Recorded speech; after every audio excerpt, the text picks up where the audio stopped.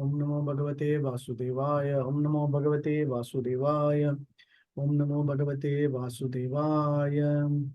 ओम ज्ञानतिमिरान्धस्य ज्ञानाञ्जनशलाकया चक्षुरुन्मीलितं येन तस्मै श्रीगुरवे नमः। श्रीचैतन्यमनोभीष्टं स्थापितं येन भूतले स्वयं रूपा गदामह्यं ददाति स्वपदान्तिकं। वन्देऽहं श्रीगुरो श्रीयुतपदकमलं श्रीगुरुं वैष्णवांश्च श्रीरूपं सागरजातं सह गणरघुनाथान्वितां तां सजीवं साद्वैतं सावधूतं परिजनसहितं कृष्णचैतन्यदेवं श्रीराधाकृष्णपादान् सह गणललिता श्रीविशाखान्वितांश्च। हे कृष्णा करुणा सिन्धो दीनबन्धो जगत्पते गोपेशा गोपिका कांता राधा कांता नमोस्तुते। तप्त कांचन गौरांगी राधे वृंदावनेश्वरी वृषभानुसुते देवी प्रणमामि हरिप्रिये। वाञ्छाकल्पतरुभ्यश्च कृपा सिन्धुभ्येव च पतितानां पावनेभ्यो वैष्णवेभ्यो नमो नमः। जय श्री कृष्ण चैतन्य प्रभु नित्यानंद श्री अद्वैत गदाधर श्रीवासादि गौर भक्त वृंद। हरे कृष्णा कृष्ण कृष्ण हरे हरे, हरे राम राम राम हरे हरे।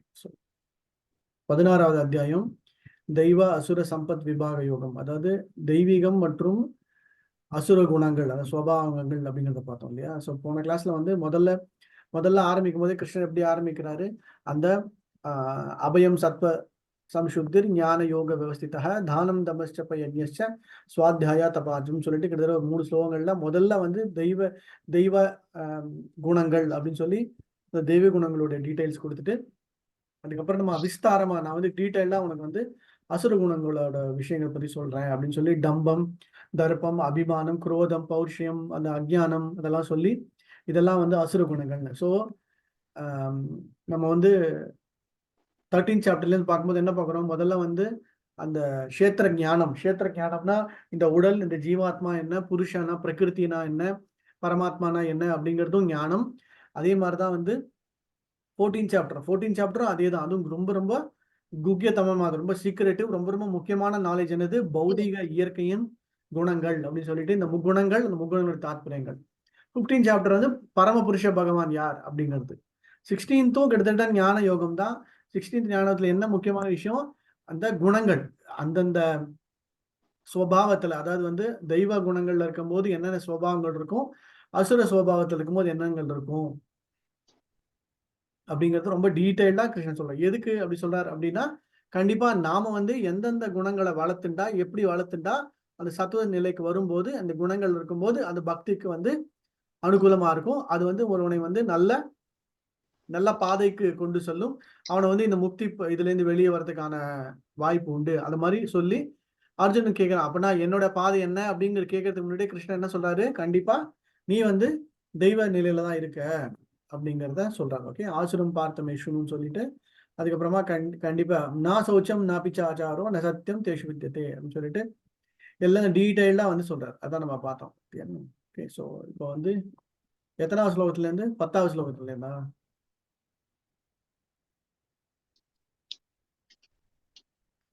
13 பிரபு. 13 12 வரைக்கும் முடிச்சிட்டீங்க. இது கூட பார்த்தோம் இல்லையா. சிந்தனமே இதான் பார்த்தோம். கரெக்ட். சிந்தாம் அப்ரமேயாம் ச பிரளயாந்தம் உபாஷதः, அது காம போக பராயத்தா, அது இதையும் பார்த்தோம். ஆஷா பாஷம், ஆமா ஆசா பாசம்லாம் பார்த்தோமே, எப்படி வந்து ஆசா பாசங்கள்ல நிறைய மாட்டிட்டு. ஸோ 13ல இருந்து பார்ப்போம். ஓகே, 13வது ஸ்லோகத்துல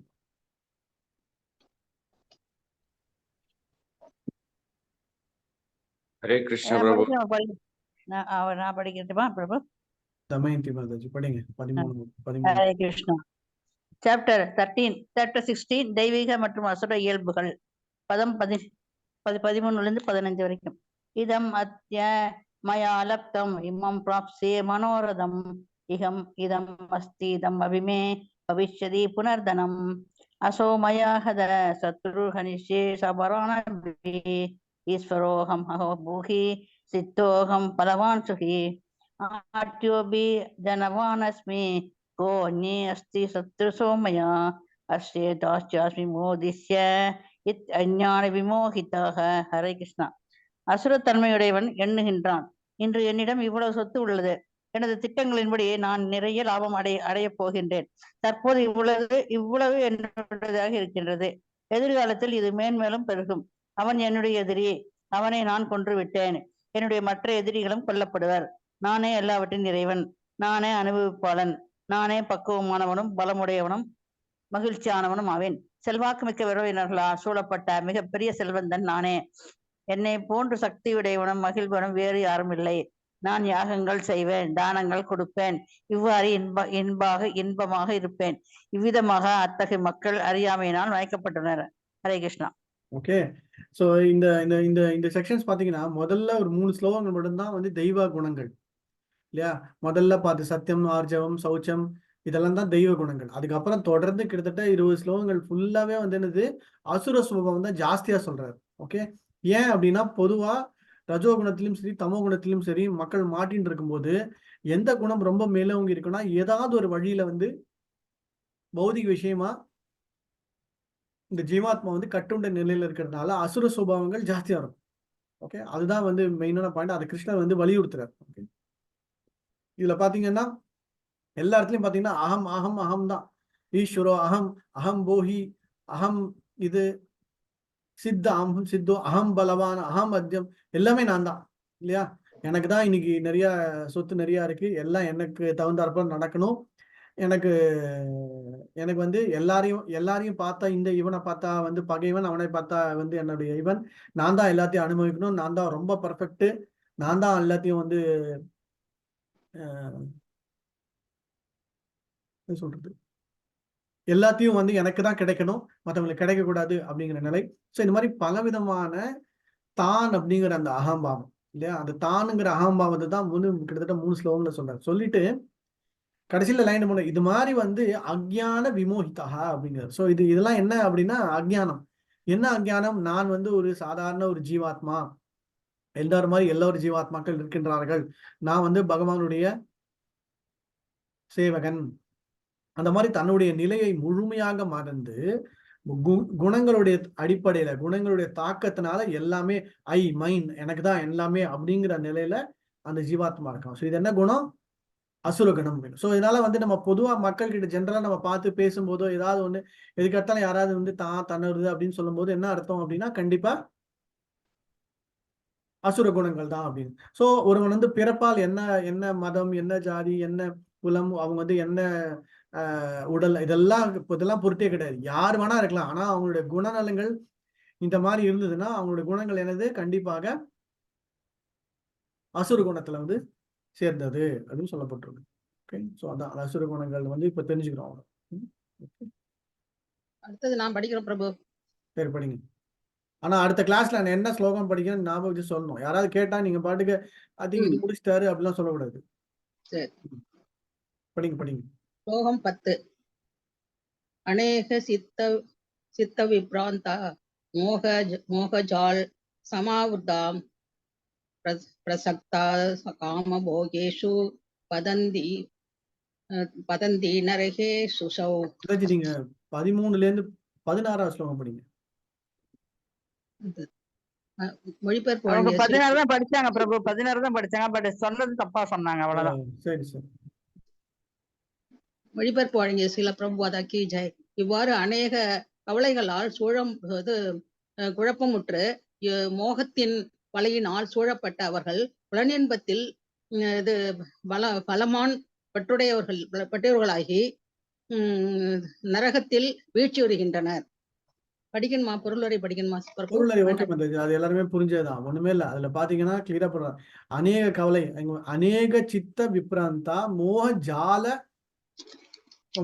மோக ஜாலம் அப்படின்னு தமிழ்ல சொல்லுவோம். மோக வலை அப்படின்னுவாங்கல்ல. அநேக சித்த விப்ராந்தா மோக ஜால சமாபிருத்தா அப்படின்னு. சோ ஜால அப்படின்னா வந்து மாயா ஜாலம் தமிழ்ல சொல்லுவோம். இல்லைன்னா வந்து இந்த வலை மோக வலை அப்படின்னு இல்லையா? அதனால எப்படி சொல்லலாம்? அநேக சித்த விப்ராந்தா. அநேக சித்த விப்ராந்தா பலவிதமான கவலைகள், பலவிதமான குழப்பங்கள் மோகத்தினால மாட்டிட்டு அது எப்படி ஒரு பெரிய வலை, அந்த பெரிய வலையில மாட்டிட்டு இருக்கிறது. பிரசக்தா காமபோக்ஷ பதந்தி. ஸோ அந்த காமம் அதாவது வந்து அந்த பற்றுதல் எதற்காக பற்றுதல்? புலனுணர்ச்சினால். அந்த புலனுணர்ச்சினால பற்றுதல்னால காமத்துல மாட்டிட்டு நரக, அதாவது எங்க போறது? நரகத்திற்கு, அதாவது வந்து ஒரு வழியே இல்லாம கீழ் நோக்கி போய் சென்றுகின்றார்கள் அப்படின்னு. சோ எல்லாத்துக்கும் என்ன காரணம் அப்படின்னா மூல காரணம் அந்த புலன் இன்பம். அந்த புலன் இன்பத்தை வந்து சரியா அடக்கல அப்படின்னா ஜாஸ்தியான ஆசைகள், அந்த ஜாஸ்தியான ஆசைகள்னால மோகம். அந்த மோகத்தினால வந்து என்ன ஆகும், அவங்களால வந்து குழப்பங்கள் ஜாஸ்தி. நம்ம இதை வந்து செகண்ட் சாப்டர்ல பார்த்தோம் பகவத்கீதால இல்லையா.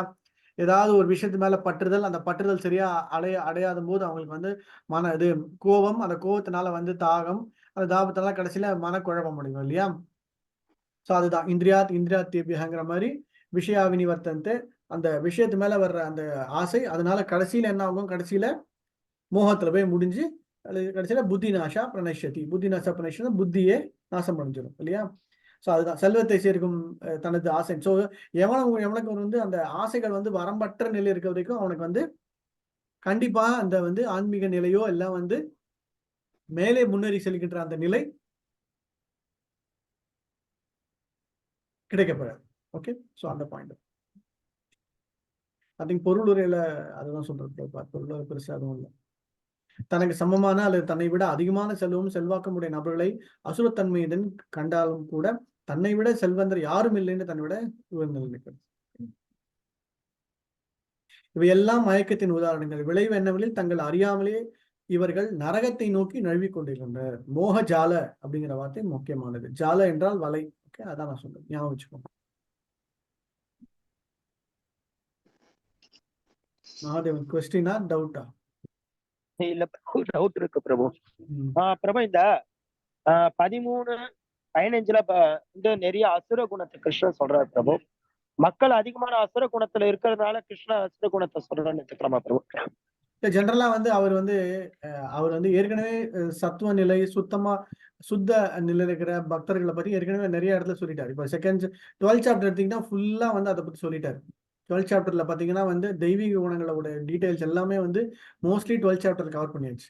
ஓகே, ஸோ அதனால்தான் வந்து 16th சாப்டர்ல பாத்தீங்க அப்படின்னா வந்து ஜஸ்ட் மேலோட்டமா வந்து அந்த தெய்வ குணங்கள் சொல்லிட்டு பட் அசுர குணங்களை ஜாஸ்தியா இருக்குன்னு சொல்றாருன்னா இதை வந்து தெரிஞ்சுக்கணும். ஏன்னா இந்த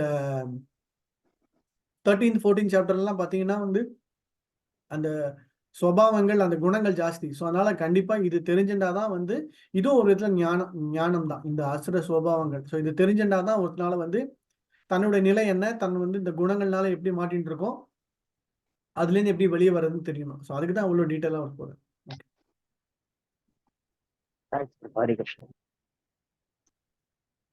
கிருஷ்ணனுக்கு தெரியும் பொதுவா இந்த கலியுகத்துல பொதுவா இந்த வர்ற காலகட்டத்துல எது ஜாஸ்தியா இருக்கும், அது டீட்டெயிலா எக்ஸ்பிளைன் பண்ணாதான் மக்களுக்கு வந்து அந்த அந்த குணங்களோட தாக்கம் எப்படிங்கிறத தெரிஞ்சு வெளியே வரணும் அப்படிங்கிறது.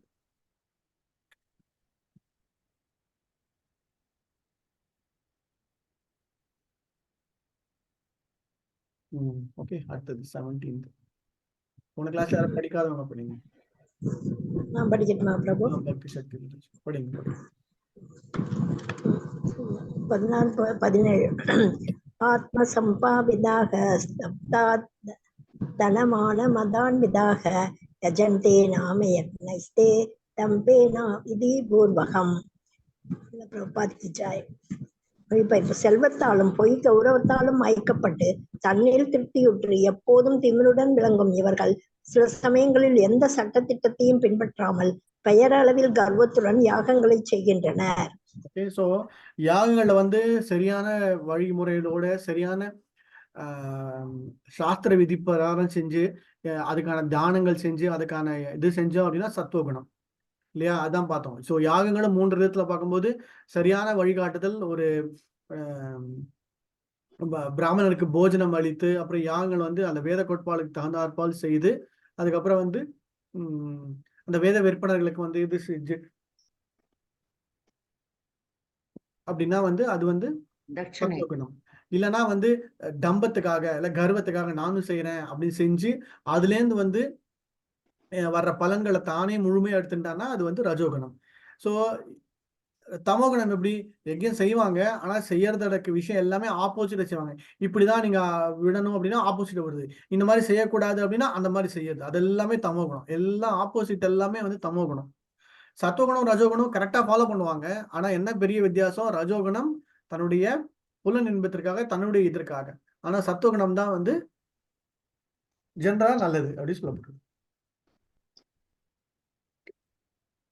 டம்பேன அவிதி பூர்வகம். ஸோ விதினா உங்களுக்கு தெரியும், விதினா என்னது ரூல்ஸ் அண்ட் ரெகுலேஷன்ஸ். விதி பூர்வகம்னா ரூல்ஸ் அண்ட் ரெகுலேஷன்ஸ் ஃபாலோ பண்றது, அவிதி பூர்வகம்னா கண்டிப்பா ரூல்ஸ் அண்ட் ரெகுலேஷன்ஸை ஃபாலோ பண்ணாரு.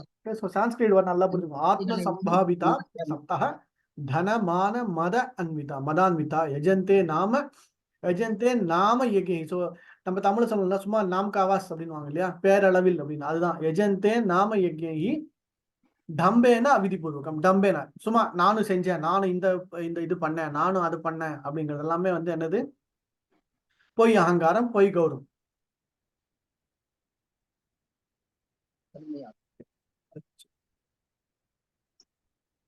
ஸோ எந்த அதிகாரியும் சாஸ்திரத்தையும் கண்டுகொள்ளாமல் தங்களே எல்லாம் எண்ணிக்கொண்டு அசுரத்தன்மையான சில சமயங்களில் பெயரலான மத சடங்குகளை யாங்களே செய்கின்றனர்.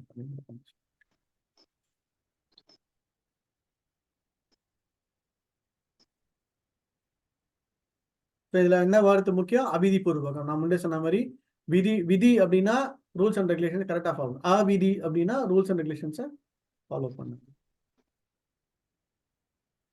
இந்த ஸ்லோகம் அழகான ஸ்லோகம், 18வது ஸ்லோகம்.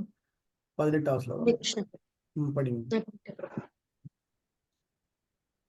அஹங்காரம் பலம் தர்ப்பம் காமம் குரோதம் ச சம்ஸ்ரிதாஹ மாம் ஆத்ம பர தேஹேஷு பிரத்விஷந்தோ அக்யசூய ஆஹ. மொழிபெயர்ப்பு வழங்கிய பக்தி வேதாந்த சுவாமி ஸ்ரீல பிரபுபாத் கி ஜெய்.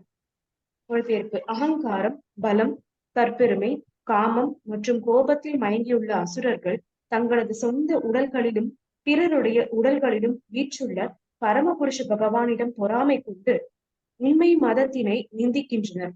ஹரே கிருஷ்ணா. சோ யார் மேல? பகவானோட உன்னதமான உயர்ந்த நிலையை வந்து புரிஞ்சுக்காம அவங்க என்ன பண்றாங்க, உள்ள இருக்கிற பரமாத்மாவை மேல பொறாமை கொண்டு, உள்ள இருக்கிற பரமாத்மாவை இது மனசுக்குள்ள ஏத்துக்காம, ஸோ அதனால என்ன பண்றாங்க, உண்மையில ஆக்சுவலா வந்து அந்த மதத்தையே நம்ம செய்கின்ற அந்த எல்லாத்தையுமே வந்து திட்டுறது, துவேஷம் பண்றது, எல்லாமே பண்றது எல்லாமே வந்து அந்த அசுரத்தன்மை தான். ஜாஸ்தி பொறாமை. இது யார் பெஸ்ட் எக்ஸாம்பிள்? பகவான் மேல ஜாஸ்தி பொறாமை இருந்தது யாரு? அப்புறம் ராவணன்.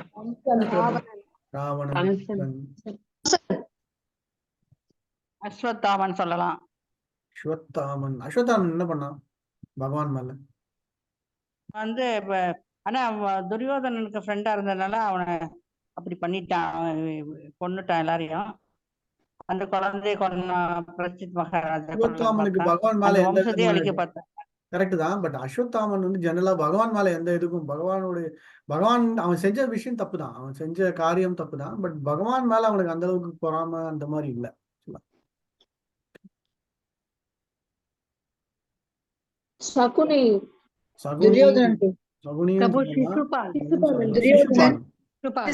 சிசுபாலன் தான் பெஸ்ட் எக்ஸாம்பிள். மத்தவங்க எல்லாம் வந்து பகவான் மேல வந்து ஒரு பயம், பகவான் மேல ஒரு இது. ஆனா வந்து வெறுப்புணர்ச்சி பொறாம யார் ஜாஸ்தினா சிசுபாலன் தான். இப்ப கம்சன்லாம் இருந்தான்னு வச்சுக்கோங்களேன், பொறாம கிடையாது. கம்சனுக்கு எல்லாம் என்னன்னா வந்து என்ன பொறாம, கம்சனுக்கு வந்து கிருஷ்ணரை எப்படியாவது தோற்கடிக்கணும், இது பண்ணணும் தான் அப்படின்னு. ஸோ பொறாமங்கிறது எப்படின்னா தன்னுடைய சேம் லெவல்ல இருந்து பாக்குறது. இப்ப அவனுக்கு மட்டும் இது கிடைக்குது, எனக்கு கிடைக்கல. அவனுக்கு மட்டும் தான் எல்லா பேரும் பொருளும் கிடைக்குது, எனக்கு கிடைக்கல. அவனுக்கு மட்டும் தான் இதெல்லாம் நடக்குது, எனக்கு அந்த மாதிரி இருக்கிறது தான் பொறாமை. ஓகே, ஸோ அது கிளியரா புரிஞ்சுக்கோங்க. ஜென்ரலா கம்சனுக்கு வந்து பொறாமை கிடையாது. கம்சனுக்கு வந்து பயம் பிளஸ் கூடவே வந்து அந்த பகைமைத்தன்மை, எப்படியாவது தன்னுடைய ராஜ்யம், தன்னுடைய உயிரை காப்பாத்திக்கணும் அப்படின்னு. பொறாமை வந்து எப்படின்னா கிடையாது, என்ன அவனுக்கு வந்து ஆல்ரெடி அவன் ராஜா தான், அதனால அந்த மாதிரி ஒரு நிலை கிடையாது. பட் ஜென்ரலா வந்து பொறாமைங்கிறது அந்த மாதிரி ஒரு இது, தன்னுடைய நிலைக்கு தகுந்தாற் போல அவர்கள் வந்து மற்றவர்களுடைய அந்த சுபாவத்தை வந்து ஏற்றுக்கொள்ளாம இருக்கிறது, அதுதான். ஓகே,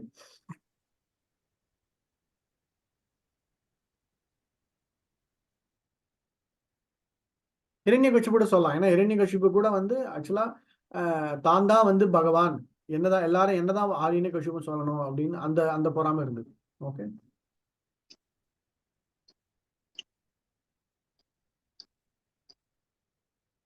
அவனுக்கு அகம்பாவம் தான் நிறைய இருந்தது. ஆமாமா, கரெக்ட். சரி, அதான் அந்த அகம்பாவம், கோபம் இது எல்லாமே இருக்கும்.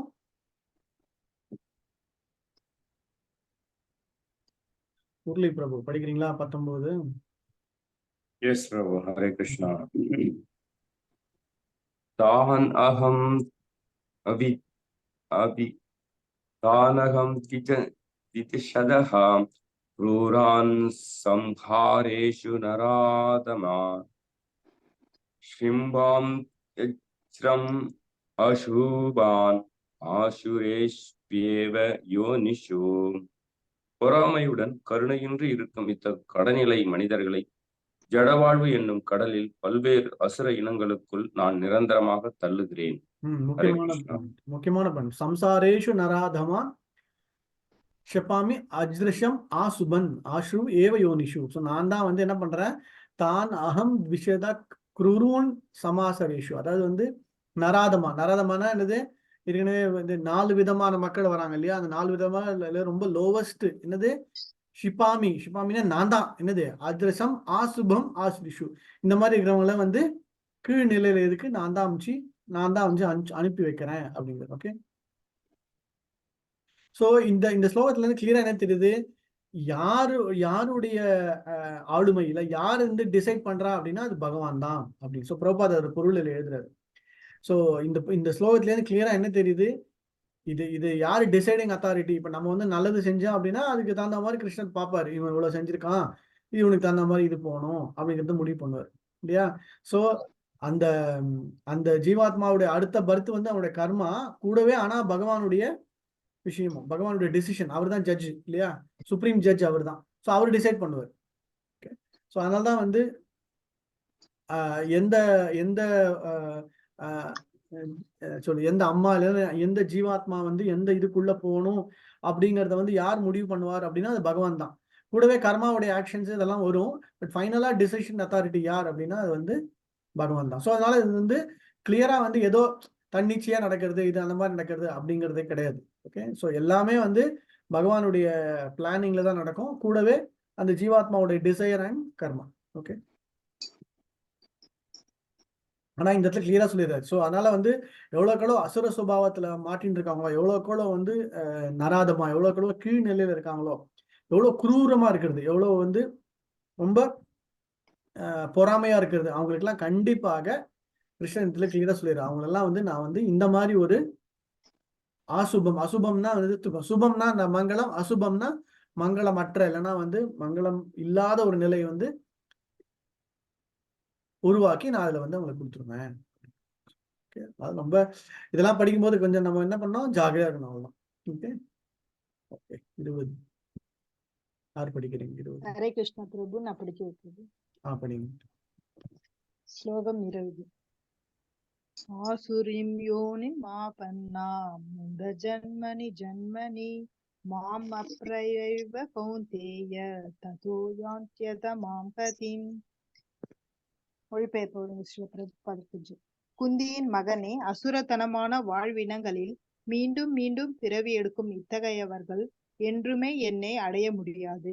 படிப்படியாக அவர்கள் மிகவும் வெறுக்கத்தக்க வாழ்வினங்களில் மூழ்குகின்றனர்.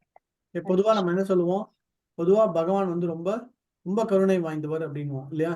ஜென்ரலா அவர் வந்து எல்லாருக்கும் கருணை, கரெக்ட் தான். ஆனா அசுரத்தன்மையா இருந்தா ரொம்ப கஷ்டம். ஏன்னா அவங்களுக்கு வந்து அந்த பொறாமை குணம் ஜாஸ்தி ஆக ஆக அவங்களோட நிலை வந்து கண்டிப்பா மாறதுக்கான வாய்ப்பே இல்லை. ஓகே, அதனால ப்ரோப்பர் கிளியரா எழுதுறாரு. ஸோ எப்ப வந்து அசுரத்தன்மை ஜாஸ்தி ஆக, எதுக்கு இந்த சாப்டர் தெரிஞ்சுக்கிறோம், முக்கியமான ரீசன் இந்த 2 ஸ்லோகங்களை தான். என்ன ஸ்லோகம், இந்த ஃபர்ஸ்ட் முன்னாடி ஸ்லோகத்துல அசுரத்தன்மை உடைவுகளை நான் தான் கீழே அமுச்சு விடுறேன், நான் தான் அப்படிங்கிற டைரக்ஷனை அவரே டிக்ளேர் பண்றாரு. First point. செகண்ட் பாயிண்ட், இந்த அவரை அடைய முடியாதுன்னு அவரை அடையவே முடியாது, அவரை அடைய முடியாது, கீழே போக வேண்டியதான். அதுதான் அந்த அசுரகுலத்திலே திரும்பி திரும்பி திரும்பி பிறக்க வேண்டியதுதான்.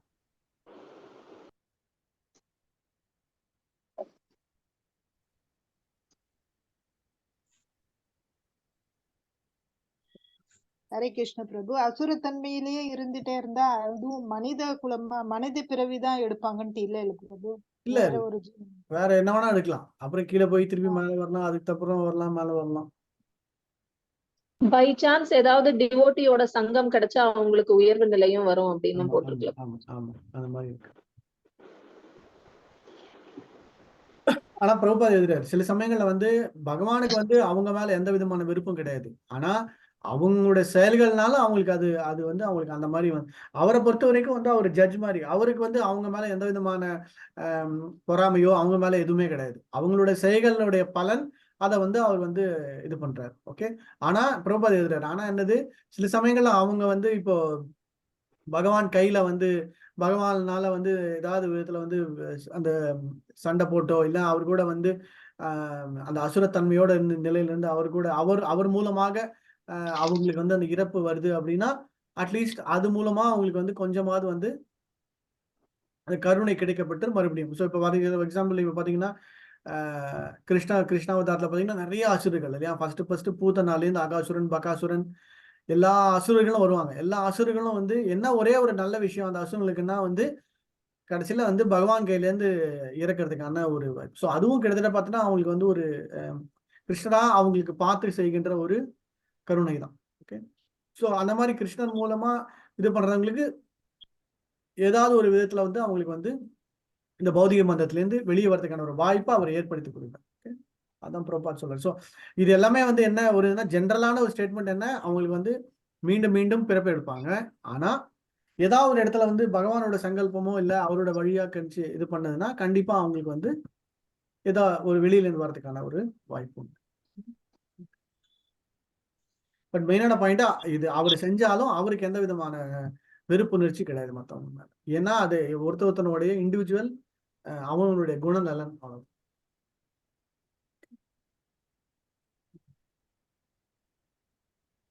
இந்த ஸ்லோகம் ரொம்ப முக்கியமான ஸ்லோகம். ஓகே. 20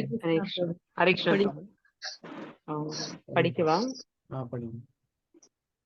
த்ரிவிதம் நரகஸ்யேதம் துவாரம் நாசனம் ஆத்மனः காமக்ரோதஸ்ததா லோப தஸ்மாத் ஏதத்ரயம் தயேத். காமம், கோபம், பேராசை ஆகியவை நரகத்திற்கு கொண்டு செல்லும் 3 கதவுகளாகும். இவை ஆத்மாவை அழிவு பாதையில் நடத்துவதால் ஒவ்வொரு அறிவுள்ள மனிதனும் இவற்றை துறக்க வேண்டும். பொருளுரை படிச்சுங்க. சின்னதா பொருளுரை. வாழ்வின் ஆரம்பம் இங்கே விவரிக்கப்பட்டுள்ளது. தனது காமத்தை திருப்தி செய்ய ஒருவன் முயல்கின்றான். அவனால் அது முடியாத போது கோபமும் பேராசையும் எழுகின்றன. அசுரத்தனமான உயிரினங்களுக்கு வீழ்ச்சியடைய விரும்பாத அறிவுள்ள மனிதன் இந்த 3 விரோதிகளையும் துறப்பதற்கு முயல வேண்டும். இவை இந்த பௌதீக பந்தத்திலிருந்து முக்தி பெறுவதற்கான எவ்வித வாய்ப்பும் இல்லாதபடி ஆத்மாவை கொல்லக்கூடியவை. ஓகே. தேங்க்ஸ். ஸோ क्वेश्चन எக்ஸாம்ல ஒரு क्वेश्चन வரும். நரகத்திற்கு செல்லும் 3 பாதைகளை பற்றி விவரியுங்கள் அப்படின்னா அந்த 3 பாதைகள் என்னது? காமம், கோபம், பேராசை. இந்த 3த்தையும் பத்தி நீங்க சொல்லணும். ஓகே. ஸோ நிறைய அது क्वेश्चंस மாத்தி கேட்டாலும் ஆனா ஆன்சர் என்னன்னா அதேதான், காமம், குரோமம் அண்ட் பேராசை. ஓகே. ஸோ என்ன பிரபுபாத் இதுதான் வந்து ஃபர்ஸ்ட், அதாவது இந்த இந்த அசுரத்தன்மையிலேயே ரொம்ப டாப் மோஸ்ட் என்னன்னா இந்த காமம், குரோமம். இதுதான் நரகத்திற்கு கொண்டு செல்வதற்கான 3 வழிகள். ஓகே. ஸோ அவனை அந்த ஜீவாத்மாவை அழிவு பாதைக்கு சொல்லணும் அப்படின்னா ஒருத்தன் காமம் இருந்து கோபம் இருந்ததுன்னா போதும், கூடவே பேராசை வந்ததுன்னா ஆட்டோமேட்டிக்கா அவ்வளவுதான். ஸோ சொல்லிட்டு அதுக்கப்புறம் என்ன சொல்றாரு, எவனாவது ஒருத்தன் வந்து இதுல இருந்து வெளியே வரணும்னா முதல்ல இந்த காமம், குரோதம். ஸோ இதுதான் நம்ம வந்து நீங்க இதை எப்படி பார்க்கணும்னா 2nd சாப்டர் 4th சாப்டர்லாம் நிறைய விஷயங்கள் சொல்லப்படுது. என்னது? புலன் இன்பங்களை குறை. ஓகே. புலன் இன்பத்தை வந்து இது பண்ணு, புலன்களை கட்டுப்படுத்து, மனசை ஒருநிலைப்படுத்து, இதெல்லாம் சொன்னார் இல்லையா. அதெல்லாம் எதுக்கு அப்படின்னா அந்த அசுரத்தன்மையிலேருந்து அப்பதான் வெளியே வர முடியும். அந்த அசுரத்தன்மையிலேருந்து வெளியே வரணும் அப்படின்னா கண்டிப்பாக புலன்களை கட்டுப்படுத்த வேண்டும், மனதை ஒருநிலைப்படுத்த வேண்டும். ஸோ அதுக்கான வழிமுறைகள் தான் வந்து நம்ம மற்ற சாப்டர்ஸ் எல்லாம் பாட்டுது. ஓகே. ஸோ ஏன் அப்படின்னா அவங்களால வந்து ஆன்மீக பாதையில முன்னேறதுக்கான எந்த விதமான வழியும் இல்லை அப்படி. ஓகே.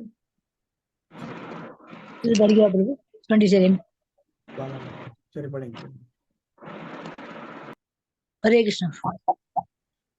ஏதர் விமுக்தக கௌந்தேய தமோ துவாரைஸ்திரிபிர் நரக ஆசரத்யாத்மனக ஸ்ரேயஸ் ததோ யாதி பராம் கதிம். பொருளுரை. குந்தியின் மகனே, நரகத்தின் இந்த 3 கதவுகளிலிருந்து தப்பிய மனிதன் தன்னுரிவிற்கு அனுகூலமான செயல்களை செய்து படிப்படியாக பரம இலக்கை அடைகின்றான். ஹரே கிருஷ்ணா. இது பொருளை படிங்க. இந்த பொருள் இந்த 2 ஸ்லோகமும் சேர்த்து பார்க்கணும். இந்த 21, 22 2 ஸ்லோகமும் சேர்த்து படிக்கணும். இதோட பொருளை சேர்ந்து படிங்க. இந்த பொருளை படிங்க. மனித வாழ்வின் 3 எதிரிகளான காமம், கோபம், பேராசை ஆகியவற்றிடம் ஒருவன் மிகவும் கவனமாக இருக்க வேண்டும். காமம், கோபம் மற்றும் பேராசையிலிருந்து ஒருவன் எந்த அளவிற்கு விடுபட்டுள்ளானோ அந்த அளவிற்கு அவனது நிலை தூய்மை அடைகின்றது. பின்னர் வேத இலக்கியத்தில் விதிக்கப்பட்டுள்ள சட்ட திட்டங்களை அவனால் பின்பற்ற முடியும். மனித வாழ்விற்கான ஒழுக்க நெறிகளை பின்பற்றி ஒருவன் படிப்படியாக ஆன்மீக உணர்வின் தளத்திற்கு தன்னை உயர்த்தி கொள்கிறான். இத்தகைய பயிற்சியின் மூலம் கிருஷ்ண உணர்வின் தளத்திற்கு உயர்வு பெறும் அளவிற்கு ஒருவன் அதிர்ஷ்டசாலியாக இருந்தால் அவனுக்கு வெற்றி நிச்சயம். வேத இலக்கியங்களில் தூய்மையின் தளத்தை ஒருவன் அடையும் பொருட்டு செயல் மற்றும் விளைவின் பாதை பரிந்துரைக்கப்பட்டுள்ளது. முழு வழிமுறையும் காமம், பேராசை மற்றும் கோபத்தை கைவிடுவதை அடிப்படையாக கொண்டதாகும். இந்த வழிமுறையை பற்றிய ஞானத்தை விருத்தி செய்து கொள்வதால் ஒருவர் தன்னுணர்வின் மிக உயர்ந்த நிலைக்கு ஏற்றம் பெற முடியும். இந்த தன்னுணர்வு பக்தி தொண்டில் பக்குவம் அடைகின்றது. அந்த பக்தி தொண்டில் கட்டுண்ட ஆத்மாவின் முக்தி உறுதி செய்யப்படுகிறது. எனவே வேத வழிமுறைகளில் வர்ணம் மற்றும் ஆசிரமம் என்று அழைக்கப்படும் சமூகத்தின் 4 பிரிவுகளும் வாழ்வின் 4 நிலைகளும் அமைக்கப்பட்டிருக்கின்றன. சமூகத்தின் பல்வேறு பிரிவுகளுக்கு ஜாதிகளுக்கு வெவ்வேறு சட்ட திட்டங்கள் இருக்கின்றன. ஒருவனால் இவற்றை பின்பற்ற முடிந்தால் அவன் தானாகவே ஆன்மீக தன்னுணர்வின் மிக உயர்ந்த தளத்திற்கு ஏற்றம் பெறுவான். பிறகு ஐயமின்றி அவன் முக்தி அடைய முடியும். ஹரே கிருஷ்ணா. ஓகே, சோ இதான் ஃபைனலா சொல்றது. என்ன சொல்றாரு? இந்த குணங்கள் இருக்கு, ஆனா இந்த குணங்கள்ல இருந்து வெளியே வரணும்னா என்ன பண்ணணும்? கிருஷ்ணரே கொடுத்த இந்த வர்ணாசிரம தர்மங்களை வந்து சரிவர பயன்படுத்தணும். ஸோ ஞானத்தை வளர்த்துண்டு அவரவர்கள் அவங்கவுங்க எந்தெந்த சுபாவம், எந்தெந்த ஆசிரமத்தில் இருக்காங்களோ, எந்தெந்த வர்ணத்தில் இருக்காங்களோ அதை வந்து அவங்க சரிவர பின்பற்றினார்கள் என்றால் படிப்படியாக முன்னேறி அவங்களால வர முடியும் அப்படிங்கிற அந்த சொல்யூஷனும் தர. ஓகே, ஸோ 2 ஸ்லோகம் 21, 22 சேர்த்து பார்க்கும்போது உங்களுக்கு தெரியும். எப்படின்னா ஆச்சரித்தி ஆத்மன ஸ்ரேயஸ் தத்தோ யாதி பராம்கதி. பராம்கதிம்னா என்ன அர்த்தம்? அந்த பரமகதி அவனுக்கு கிடைக்கும். எப்படி? ஆச்சரித்தி ஆத்மன ஸ்ரேயஸ். ஆச்சரித்தினா அதை வந்து ஃபாலோ பண்ணுறது. எப்படி? தத்தோ யாதி பராம்கதியம். ஸோ எதெல்லாம் வந்து அவங்களால முடியலையோ, அந்த திரிபீர்னா 3 வகையா இருக்கின்ற அந்த இதுல வெளியே வர்றதுக்கு என்ன வழி அப்படின்னா ஆச்சரித்தி ஸ்ரேஷஸ் நம்ம பார்த்தோம். யாரெல்லாம் அந்தந்த உயர்ந்த நிலையில இருக்கிற அந்த லீடர்ஷிப்பா இருக்கிறவங்க ஃபாலோ பண்றாங்கன்னு அதே தான் இங்கேயும் சொல்றாரு. ஆச்சரித்தி ஆத்மன ஸ்ரேயஸ் அப்படிங்கிறார். ஆச்சரித்தி ஆத்மன ஸ்ரேயஸ்னா எவன் அதை செய்கின்றானோ, எவன் வந்து தங்களுக்கு எது நல்லது அப்படிங்கிறத பார்த்து தெரிஞ்சுண்டு அந்த வர்ணத்திற்கும் அந்தந்த ஆசிரமத்துக்கும் தகுந்தாற்போல் அவங்க செய்யும் போது கண்டிப்பாக தத்தோ யாதி பராம்கதிம் அப்படிங்கிற பாயிண்ட் சொல்றாரு. ஓகே, கண்டிப்பா. ஹரே கிருஷ்ண பிரபு. நான் படிக்கட்டுமா பிரபு? அமிர்தேஸ்வரியா, சரி படிங்க. அப்புறம் வேணா ருக்மிணி மாதாஜி படிங்க. சரிங்க. யஹ சாஸ்திர விதிம் உத்ஸ்ருஜ்ய வர்த்ததே காமகாரத ந ச சித்திம் அவாப்னோதி ந சுகம் ந பராம் கதிம். மொழிபெயர்ப்பு பொருள் விளங்கிய தெய்வ திருஷ்டி பக்தி வேதாந்த சுவாமி ஸ்ரீரத்வபாத கி ஜெய். சாஸ்திர விதிகளை புறக்கணித்து தனது மனம் போன போக்கில் செயல்படுபவன் பக்குவத்தையோ சுகத்தையோ பரம இலக்கையோ அடைவது இல்லை. ஓகே, சோ முதல் பேரா அந்த பொருளுரை முதல் பேரா மட்டும் பண்ணுங்க. சரி. பொருளுரை முன்பே விவரிக்கப்பட்டபடி சாஸ்திரங்களின் விதிகள் மனித சமூகத்தின் பல்வேறு பிரிவுகளுக்கும் நிலைகளுக்கும் கொடுக்கப்பட்டுள்ளன. ஒவ்வொருவரும் இந்த சட்ட திட்டங்களை பின்பற்ற வேண்டும் என்று எதிர்பார்க்கப்படுகின்றனர். இவற்றை பின்பற்றாமல் தனது மனம் போன போக்கில் காமம், கோபம் மற்றும் பேராசையின்படி ஒருவன் செயல்பட்டால் அவன் தனது வாழ்வில் என்றுமே பக்குவம் அடைய முடியாது. வேறு விதமாக கூறினால், ஒரு மனிதன் எல்லா விஷயங்களையும் கொள்கை அளவில் அறிந்தவனாக இருந்தாலும் தனது சொந்த வாழ்வில் இவற்றை ஈடுபடுத்தாதவரை அவன் மனித இனத்தின் கடைநிலையை சேர்ந்தவனாகவே அறியப்படுகின்றான். மனித வாழ்வில் உள்ள வாழ்வை உன்னத தளத்திற்கு உயர்த்துவதற்காக கொடுக்கப்பட்டுள்ள விதிகளை பின்பற்றுவான் என்றும் விவேகத்துடன் செயல்படுவான் என்றும் எதிர்பார்க்கப்படுகின்றான். ஆனால் அவ்விதிகளை பின்பற்றாததில் அவன் தன்னை தாழ்த்திக் கொள்கின்றான். அதே சமயத்தில் அவன் இந்த சட்ட திட்டங்களை பின்பற்றினாலும் இறுதியில் முழுமுதற் கடவுளை பற்றிய அறிவின் தளத்தினை அடையாததில் அவனது அறிவு அனைத்தும் விரயமாகின்றது. அவ்வாறு அவன் முழுமுதற் கடவுள் இருப்பதை ஏற்றுக்கொண்டாலும் அந்த இறைவனின் தொண்டில் தன்னை ஈடுபடுத்தாவிடில் அவனது முயற்சிகள் வீணாகி விடுகின்றன. எனவே ஒருவன் தன்னை படிப்படியாக கிருஷ்ண உணர்வு மற்றும் பக்தி தொண்டின் தளத்திற்கு உயர்த்தி கொள்ளுதல் அவசியம். அதன் பின்னரே அவன் பக்குவத்தின் மிக உயர்ந்த நிலையை அடைய முடியும், இல்லையேல் முடியாது. Okay, thanks மந்திஜி. ஸோ கிளியரா வந்து சொல்றாரு. லாஸ்ட்ல பார்த்தீங்கன்னா கண்டிப்பா அவன் வந்து கிருஷ்ண உணர்வு மற்றும் பக்தி தோண்டுல வரணும். வந்து படிப்படியா முன்னேறின அப்புறம் தான் அந்த வாழ்வினோட உயர்ந்த தளத்துக்கே வர முடியும். ஓகே, அந்த பாயிண்ட் சொல்றாரு. ஸோ வந்த உடனே நான் எல்லாம் பர்ஃபெக்ட் அப்படிங்கிறது கிடையாது. ஸோ வந்த உடனே ப்ராக்டிஸ் பண்ண செய்ய தான் அந்த உயர்ந்த தளத்துக்கு வர முடியும் அப்படிங்கிற பாயிண்ட் சொல்றாரு. இன்னொரு முக்கியமான பாயிண்ட் என்னன்னா, சாஸ்திர விதிக்கு அப்படியே புறம்பாக, சாஸ்திர விதிக்கு அப்படியே ஆப்போசிட்டா ஃபாலோ பண்ணாலும் இதுல எப்படின்னா சில பேர் வந்து சாஸ்திர விதி தெரியும், தெரிஞ்சு கூட சில பேர் வந்து அது பாடுக்கு அப்படிதான், அது இது பண்ண மாட்டேன், அதுதான் ரொம்ப ஃபர்ஸ்ட். சில பேர் தெரியாதவங்க கூட விட்டுடலாம். தெரிஞ்சுட்டே தப்பு பண்றது இல்ல, தெரிஞ்சுட்டே ஃபாலோ பண்ணாம இருக்கிறது தான் ரொம்ப தப்பு. ஓகே, அதான் எழுதார். சாஸ்திர விதம் உத்ரிஷ்ட வர்த்ததே காமகர்த்தக, இதான் கர்த்தா. தெரிஞ்சுட்டே வந்து இஷ்டத்துக்கு பண்றது, இது சரியா கிடைக்கல அதனால பரவாயில்ல இப்படி பண்ணிக்கலாம், இது இல்லையா பரவாயில்ல அப்படி பண்ணிக்கலாம், அது பாட்டுக்கு அப்படிதான் இருக்கும், அதெல்லாம் நம்மளால முடியாது. இந்த மாதிரி பண்ணா என்ன ஆகும் அப்படின்னா, ந ச சித்திம் அவாப்னோதி. ந சித்திம்னா கண்டிப்பா, சித்திம்னா என்னது, அந்த பர்ஃபெக்ஷன் இல்லைன்னா அந்த சித்தி, அந்த நல்ல நிலை. ந சித்திம், ந சுகம், ந பரம். ஓகே, 3 விஷயம் சொல்றாரு. ந சித்திம்னா அந்த பர்ஃபெக்ஷன் கிடைக்காது, ந மகிழ்ச்சி இல்லைன்னா இன்பம் அது கிடைக்குமா அப்படின்னா, ந சுகம், அந்த சுகம் கிடைக்குமா கிடைக்காது. அப்புறம் ந பரம் கதி, எதுவுமே கிடைக்காது. ஓகே, ஸோ இதுதான் வந்து அந்த என்ன சொல்றது, பாதி தெரிஞ்சுட்டு இல்லைன்னா வந்து தெரிஞ்சுட்டு செய்யாம இருக்கிறது ரொம்ப ரொம்ப தப்பு அப்படிங்கிற பாயிண்ட் சொல்றாரு. ஓகே, சாஸ்திர விதி உத்ரிஷ்ய வர்த்தத்தை காமகாரத்தை தான் ரொம்ப ஃபர்ஸ்ட். ஓகே, தெரிஞ்சுட்டே அவன் இஷ்டத்துக்கு பண்றது, அதனால என்ன ஆகும், 3 விஷயங்கள் கிடைக்காது. என்னது, ந சித்திம், ந சுகம், ந பராங்கதி, எதுவுமே கிடைக்காது. ஓகே, ஹரே கிருஷ்ணா பிரபு. யாரோ மைக்க ஓப்பன்லயே வச்சிருக்காங்க, ரொம்ப நாய்ஸியா இருக்கு. Okay, okay, okay. Rukmini Mataji படிக்கிறீங்களா? हरे कृष्ण प्रभु। तस्मात् शास्त्रं प्रमाणं ते कार्याकार्य व्यवस्थितौ ज्ञात्वा शास्त्र विधानोक्तं कर्म कर्तुम् इहार्हसि. எது கடமை என்றும் எது கடமை அல்ல என்றும் சாஸ்திரங்களின் விதிகளால் ஒருவன் புரிந்து கொள்ள வேண்டும். படிப்படியாக ஏற்றம் பெறுவதற்கு இத்தகு சட்ட திட்டங்களை அறிந்து அவன் செயல்பட வேண்டும். ஸோ இந்த ஸ்லோகத்தோட இதான் ஃபைனல் ஸ்லோகம். ஆனா முக்கியமான ஸ்லோகம் இது. என்னது, நீங்க இந்த 24 ஸ்லோகம் பார்த்தோம் இன்னைக்கு இந்த 16வது அத்தியாயத்துல. என்னது, முதல் 3 ஸ்லோகங்கள் வந்து தெய்வ குணங்கள், அவன் நல்லவராக இருக்கணும், சுத்தமா இருக்கணும், பேசணும், இதெல்லாம். ஆனா அந்த 4வது ஸ்லோகத்துல இருந்து 20வது ஸ்லோகம் வரைக்கும் வந்து அசுரத்தன்மையோட முழுசா சொன்னார். கிட்டத்தட்ட ஒரு 10-15 ஸ்லோகங்கள் அசுரத்தன்மையில டம்பம் தர்ப்பம் எல்லாம் சொல்லிட்டு கடைசியில் நான் சொன்னாரு, அவன் வந்து அவனவன் வந்து சாஸ்திர விதி பிரகாரம் அவனுடைய கர்மா, அவனுடைய வர்ணாசிரமத்தை ஃபாலோ பண்ணானா படிப்படியா முன்னேறி வந்தா அவனுக்கு வாய்ப்பு உண்டு, இல்லைன்னா அவனுக்கு சுகமும் கிடையாது, எதுவுமே கிடையாது அப்படின்னு டிக்ளேர் பண்றாரு. ஓகே, ஆனா அதுக்கு லாஸ்டா என்ன பையனா சொல்றாரு, தஸ்மாத் சாஸ்திரம் பிரமாணம் தே காரியா வியவஸ்திதோ. ஸோ நீ என்ன ஃபாலோ பண்ற அப்படிங்கிறதெல்லாம் இங்க சொல்லலை, நீ இது பண்ண சாஸ்திரம் பிரமாணம் அப்படின்னு. ஸோ பிரபுபாத் வந்து எதுக்கு சாஸ்திரத்துக்கு அவ்வளவு முக்கியத்துவம் கொடுக்குறாரு, எதுக்கு வந்து ரூல்ஸ் அண்ட் ரெகுலேஷன்ஸ் கொடுக்குறோம்னா இந்த ஒரு பாயிண்ட். கிருஷ்ணரே என்ன சொல்றாரு, தஸ்மாத் சாஸ்திரம் பிரமாணம் காரியா வியவஸ்திதோ ஞாத்வா சாஸ்திர வினோனோக்தம் கர்ம கர்த்தும் இஹர்ஹசி. எது வந்து அவனுடைய காரியம், எது அகாரியம், எது அவனுக்கு விதிக்கப்பட்ட கடமைகள், எது அவன் செய்யக்கூடாது, எது தெரிஞ்சுக்கணும், எது செய்யாம இருக்கணும், வியவஸ்திதம் நம்ம சொல்லுவாங்க வியவஸ்தையே இல்லை அப்படின்னுவாங்க இல்லையா, எது நல்லது எது கெட்டது, வியவஸ்திதௌ ஞாத்வா சாஸ்திர விதான உக்தம். ஸோ சாஸ்திரங்களை இதெல்லாம் செய்யணும் அப்படின்னா அதை ஃபாலோ பண்ண, அவ்வளவுதான். நீங்க அதில் போய் இன்னொரு கொஸ்டின் இது இல்லை அது இல்லை அப்படின்லாம் பண்ணக்கூடாது. ஓகே, ஸோ அந்த பாயிண்ட் அப்படி பண்ணா அப்படின்னா கண்டிப்பாக அவனுக்கு என்னது, திருப்பி கொஞ்சம் கொஞ்சமா மேல முன்னேறதுக்கான என்னது கர்த்தும் இஹ அர்ஹசி. இஹ அரிசினா இங்க இப்போ இந்த லோகத்துல அவன் விதிக்கப்பட்ட கடமைகள். இப்ப நான் வந்து இந்த முக்குணங்களுக்குள்ள இந்த உடலை ஏற்றுக்கொண்டு இந்த வர்ணத்துல இந்த ஆசிரமத்துல நான் பிறந்திருக்கேன் அப்படின்னா அதுக்குன்னு நினைக்கப்பட்ட கடமைகளை கண்டிப்பா செய்யணும். இதுதான் வந்து 3rd சாப்டர்லயும் பார்த்தோம், 5th சாப்டர்லயும் பார்த்தோம். அவனுடைய சுபாவம், அவனுடைய சுவகர்மா, கண்டிப்பா அவன் வந்து தப்பா செஞ்சாலும் பரவாயில்ல, அவன் அதை பர்ஃபெக்டா அதை ஃபாலோ பண்ணி தான் ஆகணும் இல்லையா. அவனால செய்ய முடியாட்டியும் ஏதோ ஒரு விஷயத்துல அவன் செஞ்சுதான் ஆகணும். நான் செய்ய மாட்டேன், நான் அது பண்றேன் இது பண்றேன் அப்படிங்கிறதெல்லாம் வந்து கிடையவே கிடையாது.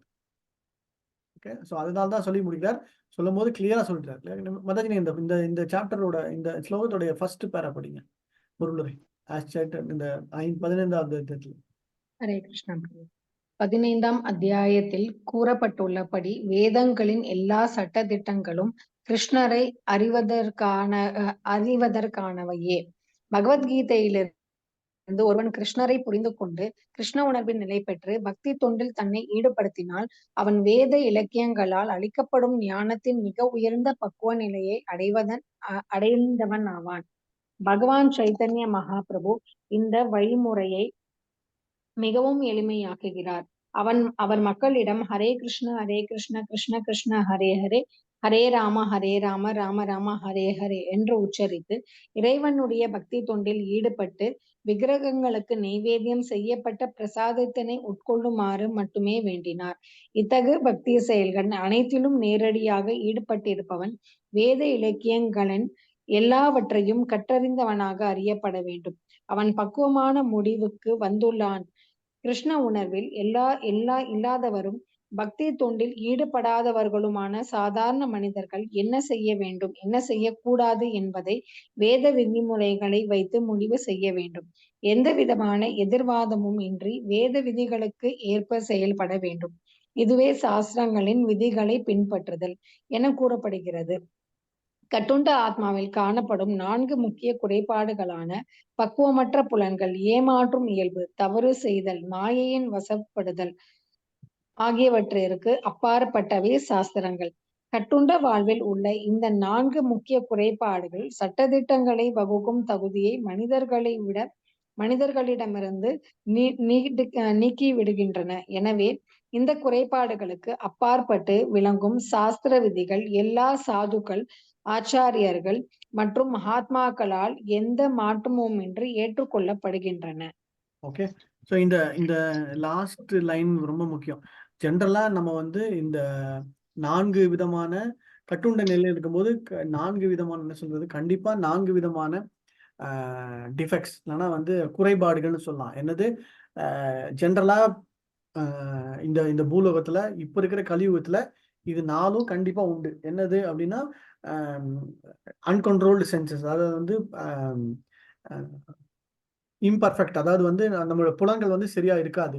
நம்ம ஒண்ணு நினைச்சிட்டு இருப்போம், ஆனா ஆக்சுவலா உண்மையிலேயே வேற. ஓகே, நம்ம சில விஷயத்த கண்ணால பார்ப்போம், ஆனா தமிழ்ல சொல்லுவாங்க இல்லையா, கண்ணால் பார்ப்பது பொய், காதால் கேட்பதும் பொய், தீர விசாரிப்பதே மெய் அப்படின்வாங்க இல்லையா, அதுதான். ஸோ நம்ம சில விஷயங்கள் கண்ணால பார்த்து நம்ம வந்து அதை யூகித்து பண்றதும் தப்பு, அது தப்பான வழியெல்லாம் போய் முடியும். காதால கேட்டுறதும் தப்பு இல்லையா, அதனால அதை தீர விசாரிக்கிறது தான் மெய் அப்படிங்கிறது சொல்லப்பட்டுள்ளது. ஃபர்ஸ்ட். செகண்ட் என்னது, ஏமாற்றுத்தன்கின்ற விஷயம். ஸோ பொதுவா ஜென்ரலா இந்த கலியுகத்துல எல்லாரும் ஏதாவது விதத்துல யாரையாவது ஏமாற்றுகின்ற அந்த ஏமாற்றுத்தன்மை கண்டிப்பாக உண்டு அப்படிங்கிற. ஓகே, 3வது கண்டிப்பாக தவறு செய்வது மனித இனம், மனித இயல்பு, மன்னிப்பது கடவுள் இயல்பு அப்படின்வாங்க இல்லையா. இங்கிலீஷ்ல எப்படி இது,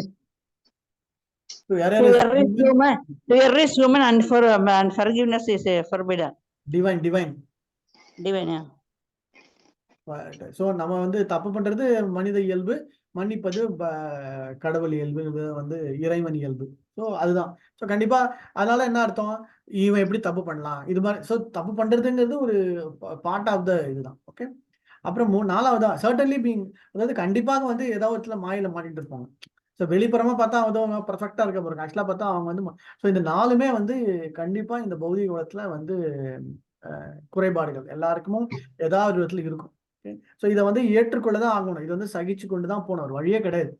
ஓகே, ஸோ பிரபுபாத் வந்து இதுல இந்த பொருள் வந்து என்ன சொல்ல வர்றாரு, நமக்கு எப்படி என்ன புரிஞ்சுக்கலாம்.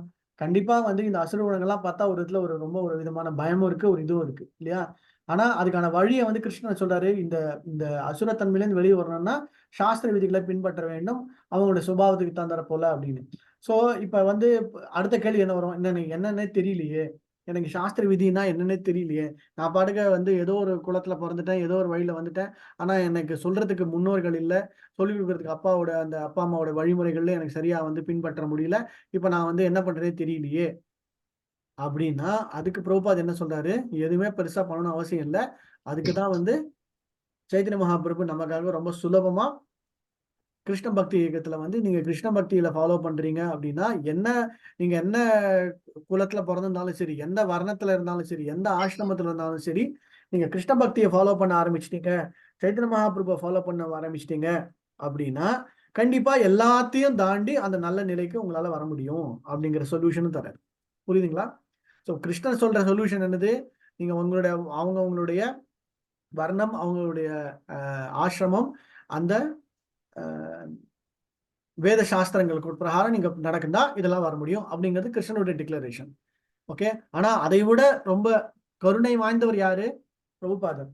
ஸோ நமக்கு கிருஷ்ணர் சொல்றதை மட்டும் பார்த்தோன்னா அப்போ அப்படின்னா நமக்கு நான் எந்த குளத்துல பிறந்திருக்கேன்னு பார்க்கணும், என்னோட முன்னோர்கள் என்ன செஞ்சாங்கன்னு தெரிஞ்சுக்கணும், எந்த சாஸ்திரத்தை ஃபாலோ பண்ணணும்னு தெரிஞ்சுக்கணும். எனக்கு இதெல்லாம் தெரியலையே, எதுவுமே இல்லையே, அதுவும் நான் சிட்டியில இருக்கேன், சென்னையில இருக்கேன், எனக்கு ஒண்ணுமே தெரியலையே. அதுக்கு எல்லாத்துக்கும் ஒரே சொல்யூஷன் பிரபுபாத் சொல்றது. என்ன சொல்றது? அதுல கவலைப்படாமனா நீ கிருஷ்ண பக்தியை ஃபாலோ பண்ணனா பிரபுபாத் சொல்றது. அதுவும் என்னது? சைத்தன்ய மகாபிரபு சொல்றது ரொம்ப சுலபமான விஷயம். என்னது? பகவானுக்கு நைவேத்தியம் பண்றது, பகவானுக்கு நைவேத்தியம் பண்ண விஷயங்களை மட்டும் சாப்பிட்றது, பகவானுடைய நாமத்தை உச்சாரணம் பண்றது. 2 விஷயம் தான். அவ்வளவுதான். அதை ஒருத்தன் ஃபாலோ பண்ண அப்படின்னா அவ்வளவுதான். பக்தி தொண்டுல ரொம்ப சுலபமா முன்னேறும் போது கண்டிப்பா பர்ஃபெக்ஷன் உண்டு அப்படிங்கிற. ஸோ வாழ்க்கையோட நோக்கம் என்ன? அந்த பர்ஃபெக்ஷன், அந்த தெளிவு. ஸோ அதுக்கு கிருஷ்ணர் சொல்றது சாஸ்திர விதி பிரகாரம். ஆனா பிரபுபாதர் நம்மளுடைய ஆச்சாரியர்கள் சொல்றது என்னது? ரொம்ப கருணை வாய்ந்து, கிருஷ்ணரை விட ரொம்ப கருணையா நமக்கு இவங்க என்ன சொல்றாங்க? நீங்க இதை ஃபாலோ பண்ணுங்க, இதை ஃபாலோ பண்ணீங்கன்னா நீங்க சாஸ்திரத்துல என்ன ஃபாலோ பண்ணீங்கன்னா அதே பர்ஃபெக்ஷன், அதே அந்த உயர்ந்த பக்குவ நிலை கிடைக்கப்படும் அப்படின்னு. ஸோ பொதுவா அசுரத்தன்மையிலேருந்து நீங்க சுபாவங்கள் மாறி அந்த சுத்த சத்வ நிலைக்கு வர்றது, சத்வ நிலைக்கும் மேல முன்னேறி அந்த பர்ஃபெக்ஷன் ஸ்டேஜ், அந்த கிருஷ்ண பக்தியை ஃபாலோ பண்ணா அதோட ஹையஸ்ட் ஸ்டேஜுக்கு ஒரு நாள் கண்டிப்பாக வர முடியும் அப்படிங்கிற பாயிண்ட சொல்றாரு. ஓகே. ஸோ இதுதான் நம்ம நீங்க புரிஞ்சுக்கணும். ஜென்ரலா இதுதான் ஞானம், ஓகே, இதுதான் கிருஷ்ணர் சொல்றது. பட் அதுக்கும் மேல பிரபுபாத் நமக்கு எப்படி நமக்கு அதை கொண்டு வரார் அப்படிங்கிறத பார்க்கணும். புரியுதுங்களா? இந்த ஸ்லோகம் பார்த்தீங்கன்னா ரொம்ப சிம்பிளான இருக்குதான். ஓகே. தஸ்மா சாஸ்திரம் பிரமாணம் காரியாவசிதம் ஞாத்வா சாஸ்திர வினோனக்தம் கர்ம கர்த்தும் இதெல்லாம் பண்ணுங்கப்பா, இந்த மாதிரி பண்ணா அது அவ்வளவுதான் ரூல்ஸ். ஓகே. ஆனா அதுக்கும் மேல எப்படி பிரபுபாத் நம்ம கொடுக்குறாரு அப்படிங்கிறத நம்ம பார்த்தோம். சரியா? ஓகே. ஸோ தெய்வாசுர சம்பத் விபாக யோகம் இதுதான். தெய்வாசுர சம்பத் விபாகத்துல கடைசியா படிக்கும்போது if one is able to, அதாவது பொதுவா ஆச்சாரியர்களோட பின்பற்றி அந்த ஆச்சாரியோட வழிமுறை பண்ணும்போது கண்டிப்பாக ஒருவனுக்கு வெற்றி நிச்சயம் அப்படிங்கிறார். கடைசி லைன் என்னது படிச்சிடலாம். இவை அசுரத்தனமான வாழ்வில் கொண்டு செல்லும் மனித சமூகத்தின் சிறை கோருவான். இருப்பினும் பக்குவம் அடைவதற்கான பாதையில் மிக உயர்ந்த நிலையை நோக்கி ஒருவனை இட்டு செல்லும் முறையான மற்றும் அங்கீகரிக்கப்பட்ட ஆன்மீக குருவினால் வழிநடத்தப்பட்டால் ஒருவனது வாழ்க்கை வெற்றிகரமானதாக ஆகிவிடும். ஓகே. ஸோ இதுதான் டிக்ளரேஷன். புரியுதா?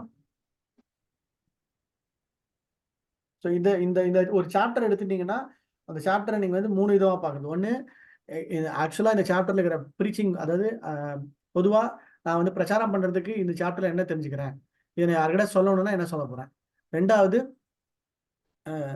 ப்ராக்டிக்கலா நான் அதை எப்படி அப்ளை பண்ண போறேன். இந்த அசுரத்தன்மையிலேருந்து நான் வெளியே வரணும் அப்படின்னா அந்த சுபாவங்கள் அதெல்லாம் என்ன தெரிஞ்சுக்கிறேன். ஓகே. தெரிஞ்சுட்டு நான் எப்படி என்னோட பக்தியில முன்னேறதுக்கு. 3வது, மூட் அண்ட் மிஷன். ஸோ பிரபுபாதுடைய மூட் என்ன, அவருடைய மிஷன் என்ன, அதுவும் இதுல அடங்கியிருக்கு. ஸோ எந்த சாப்டர் எடுத்தாலும் இந்த 3த்தையும் நல்லா ஞாபகம். 1, ப்ரீச்சிங் அப்ளிகேஷன், அதாவது அதோட உண்மையான ஞானம் கருத்து என்ன அப்படிங்கிறது 4 பேருக்கு சொல்லணும் அப்படின்னா கிருஷ்ணர் என்ன சொல்றாரு அப்படிங்கிறது. 2வது, பர்சனல் அப்ளிகேஷன், நீங்க அதுல இருந்து என்ன தெரிஞ்சுக்கிட்டீங்க, நீங்க எப்படி அப்ளை பண்ண போறீங்க. 3வது, பிரபுபாதுடைய mood and mission. Okay. So இதுதான் நீங்க ஒவ்வொரு சாப்டர்லயும் நீங்க எடுத்து பார்த்தா கூட, இன்னைக்கு இந்த சாப்டர் பார்த்துருக்கோம் அப்படின்னா நாளைக்கு வேற ஏதாவது சாப்டர் பார்க்கும்போது கூட இந்த ஒரு கண்ணோட்டத்துல, இந்த ஒரு பெர்ஸ்பெக்டிவ்ல, இந்த ஒரு நோக்கத்தோட நீங்க பார்த்தீங்க அப்படின்னா உங்களுக்கு அந்த சாப்டர் ரொம்ப கிளியரா புரியும். ஓகே. ஸோ 16 சாப்டர் இதுதான். 16 ஏதாவது டவுட் இருக்கா ஜென்ரலா? ஒரு வாட்டி பொருளுரை படிங்க தனியா, அப்புறம் ஒரு வாட்டி அந்த மொழிபெயர்ப்பு படிக்கும்போது உங்களுக்கு கிளியரா புரிஞ்சிடும். கிருஷ்ணர் ஒரு ஃப்ளோல போவார். என்ன போவாரு? இதெல்லாம் தன்மைகள்ப்பா, இதெல்லாம் இதுல இருந்து வெளியே எல்லா சாப்டர்லயும் கடைசியில முடியும் என்ன, பராம் கதிம், இதுல இருந்து வெளியே வரதுக்கு என்ன வழி அப்படின்னு சொல்லி முடிப்பார். என்ன சாப்டர் எடுத்தாலும் அதுதான் அவரோட கன்க்ளூஷன். ஓகே. அதை இன்னும் கொஞ்சம் சுலபமா பிரபுபாதருடைய மூட் அண்ட் மிஷன்ல பாத்தீங்கன்னா அவருடைய அந்த தொலைநோக்கு பார்வை, அவருடைய கோல் எப்படின்னா இதெல்லாம் பார்த்தா ரொம்ப இந்த இதுல நம்மளால முடியுமா அப்படின்னா அது எப்படி சுலபமாக்கணும் அப்படிங்கறத பிரபுபாதர் வழி கொடுப்பார். ஓகே. ஸோ அப்படிதான் நீங்க பார்க்கணும். ஓகே.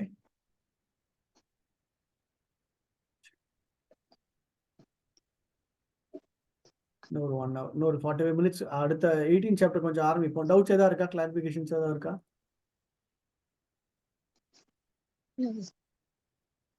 புரியுதா? சரி, okay. So will go to 18 chapter. So 17 chapter உங்களுக்கு ஏற்கனவே தெரியும். ஸோ நிறைய பேர், கொஞ்சம் பேர் ஹோம்ஒர்க் அனுப்பிச்சிட்டீங்க, கொஞ்சம் பேர் ஹோம்ஒர்க் அனுப்பல. நான் முன்னாடி திருப்பி சொன்ன மாதிரி உங்களுக்கு சொல்றேன். ஜென்ரலா இந்த முக்குணங்களோட தன்மைகள் வந்து 3 பிரிவுகளை பிரிக்கும் போது எந்த ஒரு செயலையும் உங்களால் 3 பிரிவுகளா பிரிக்க முடியும்.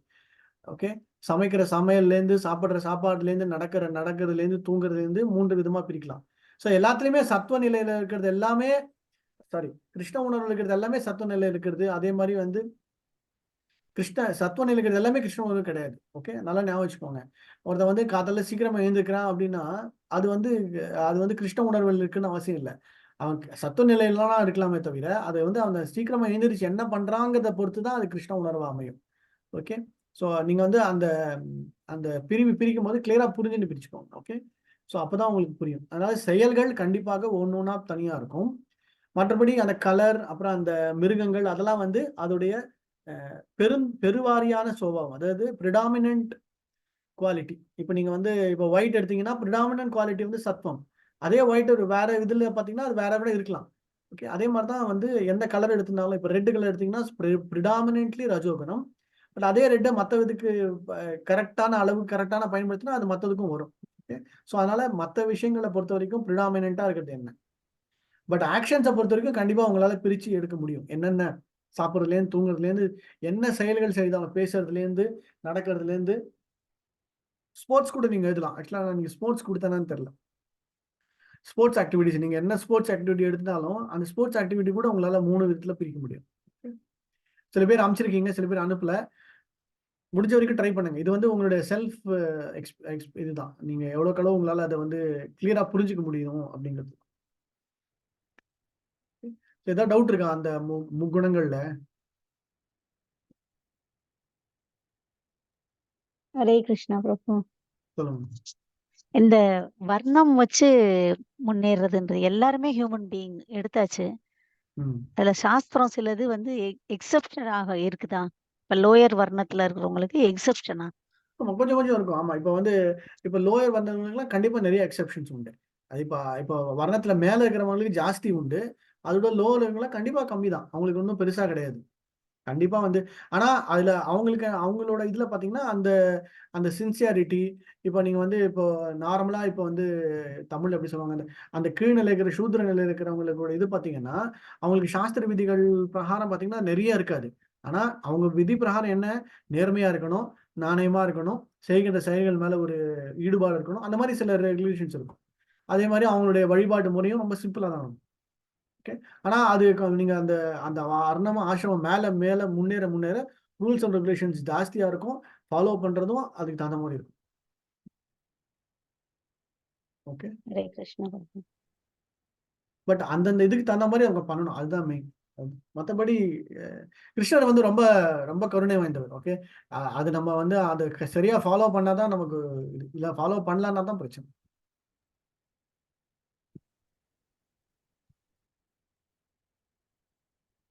கலர்.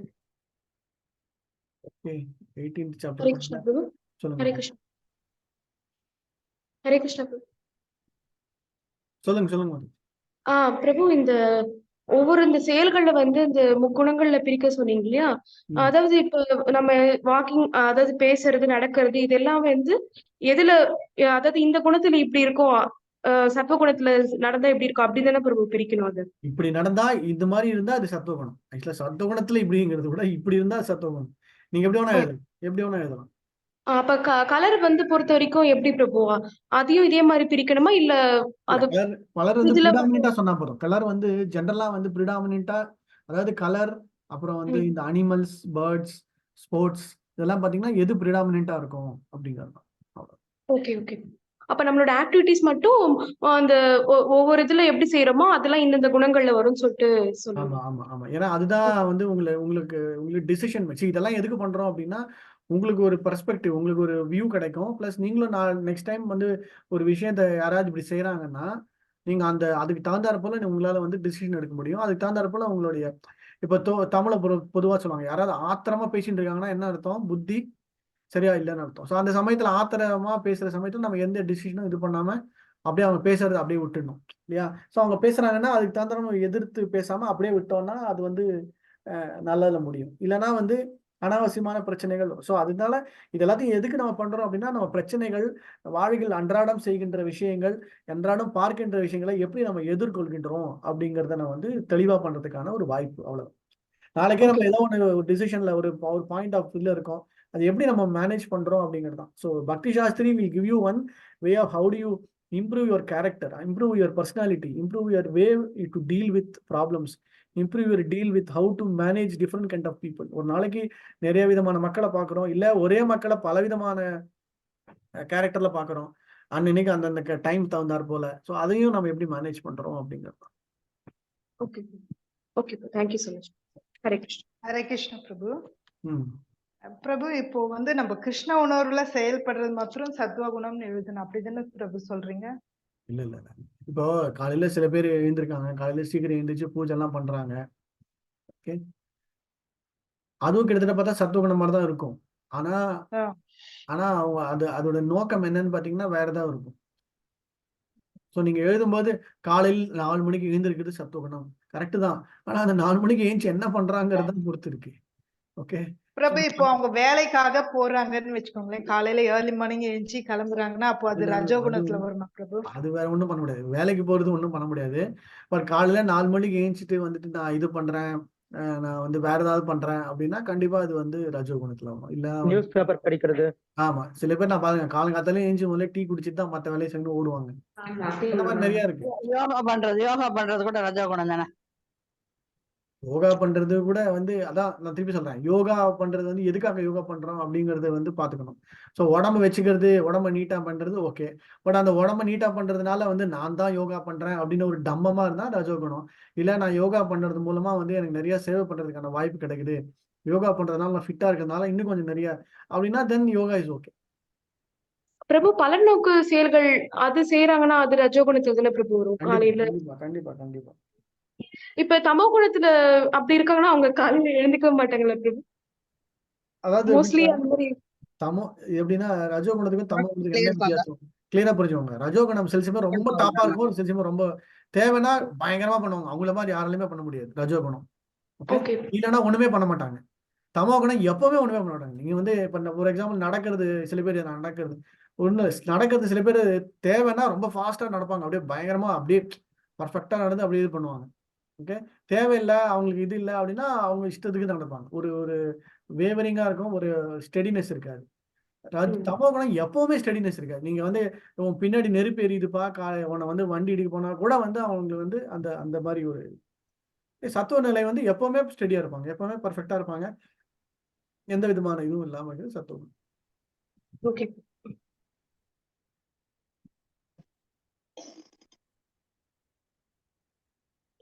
இப்ப தூங்குறது வந்து எப்பவுமே வந்து 11 மணிக்கு எழுந்துக்கிறது தமோ குணம். ஆனா தேவை காலையில நாளை காலையில தீபாவளி ரிலீஸ்னா காலையில 4 மணிக்கெல்லாம் எழுந்துச்சு குளிச்சுட்டு போய் படம் பார்க்கறது, இல்லைன்னா 10 மணிக்கு வந்து தூங்குறது, இதுதான் ரஜோகுணம். ஓகே, ஸோ நீங்க டைம் போடுறேன், ஓகே 9லேருந்து 7 ரஜோகுணம், 8லேருந்து அந்த மாதிரிலாம் கிடையாது. ஓகே, ஸோ ஜென்ரலா வந்து அவங்களுக்கு வந்து பிரம்ம முகூர்த்தத்துல எழுந்திரிச்சு நல்ல நல்ல விஷயங்களை செஞ்சா அது வந்து சத்துவகுணம். ஆனா நான் பிரம்ம முகூர்த்தத்துல எழுந்துச்சு காலையில வந்து இது பண்றேன் அது பண்றேன்னு போனா அது கிட்டத்தட்ட ரஜோகுணம் தான். ஏன்னா வந்து அதோட பலன், அதோட நோக்கம் என்னன்னா தப்பான ஒரு இடத்துல இருக்கு. புரியுதுங்களா? ஆனா இப்ப நைட் டியூட்டி பாக்குறாங்க, ஐடி பீப்புள் நைட் டியூட்டி பார்த்துட்டு அதெல்லாம் கர்மா, டாக்டர்ஸ் எல்லாம் இருக்காங்க. அதெல்லாம் கர்மா, அதெல்லாம் ஒண்ணும் பண்ண முடியாது. இது வந்து ஜெனரல் பிரின்சிபல் சொல்றேன். நைட் டியூட்டி பார்த்துட்டு வராங்க, காலையில சீக்கிரம் போறவங்க, அதெல்லாம் வந்து ஒண்ணும் பண்ண முடியாது. அதெல்லாம் வந்து கர்மா ஆக்டிவிட்டி, அது ஒண்ணுமே பண்ண முடியாது. ஓகே, பட் இது வந்து பொதுவான ஒரு செயல்பாடு தான்.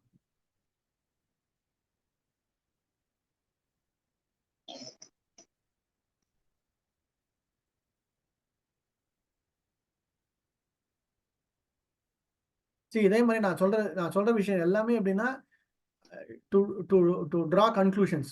இது இப்படிதான் அப்படின்னா அதுக்கு தகுந்தாற் போல நீங்க வந்து எடுக்கிறது தான். இதை நீங்க வந்து இது வந்து ஹார்ட் அண்ட் ஃபாஸ்ட் ரூல்ஸ், இப்படிதான் இப்படி அப்படிங்கிற ஹார்ட் அண்ட் ஃபாஸ்ட் ரூல்ஸா பார்க்காதீங்க.